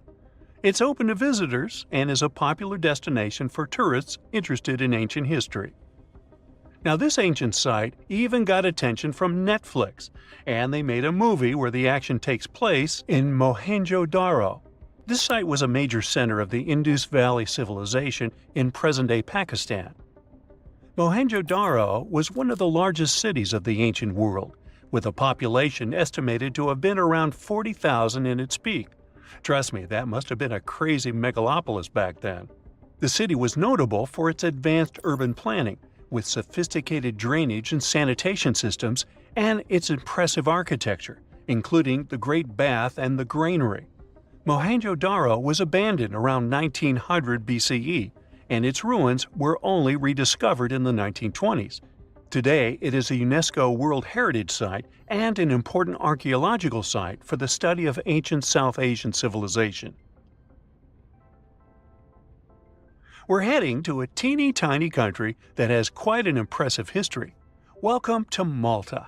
The Xigantia Temples are a Neolithic site located on the Mediterranean island of Gozo. They're probably one of the oldest freestanding structures in the world, dating back to around 3600 to 3200 BCE. The temples consist of 2 megalithic structures, each with multiple rooms and altars. The name Xigantia means giant tower in Maltese, as people believe that only giants could have built such massive structures. The temples are believed to have been used for religious purposes and are considered to be an important example of prehistoric architecture. They were added to the UNESCO World Heritage List in 1980. Well, you must be pretty tired, but there's one more place we gotta visit today. Our plane is already landing in Armenia, and we're here to see the Temple of Garni. Look, this one is well preserved. This temple dates back to the 1st century CE. It was built by King Tiridates I as a dedication to the sun deity Mir. Sadly, the temple was destroyed in the 17th century during an earthquake, which is quite a common thing for this area, but it was later reconstructed in the 20th century. Today, it's a popular tourist attraction and is also listed as a UNESCO World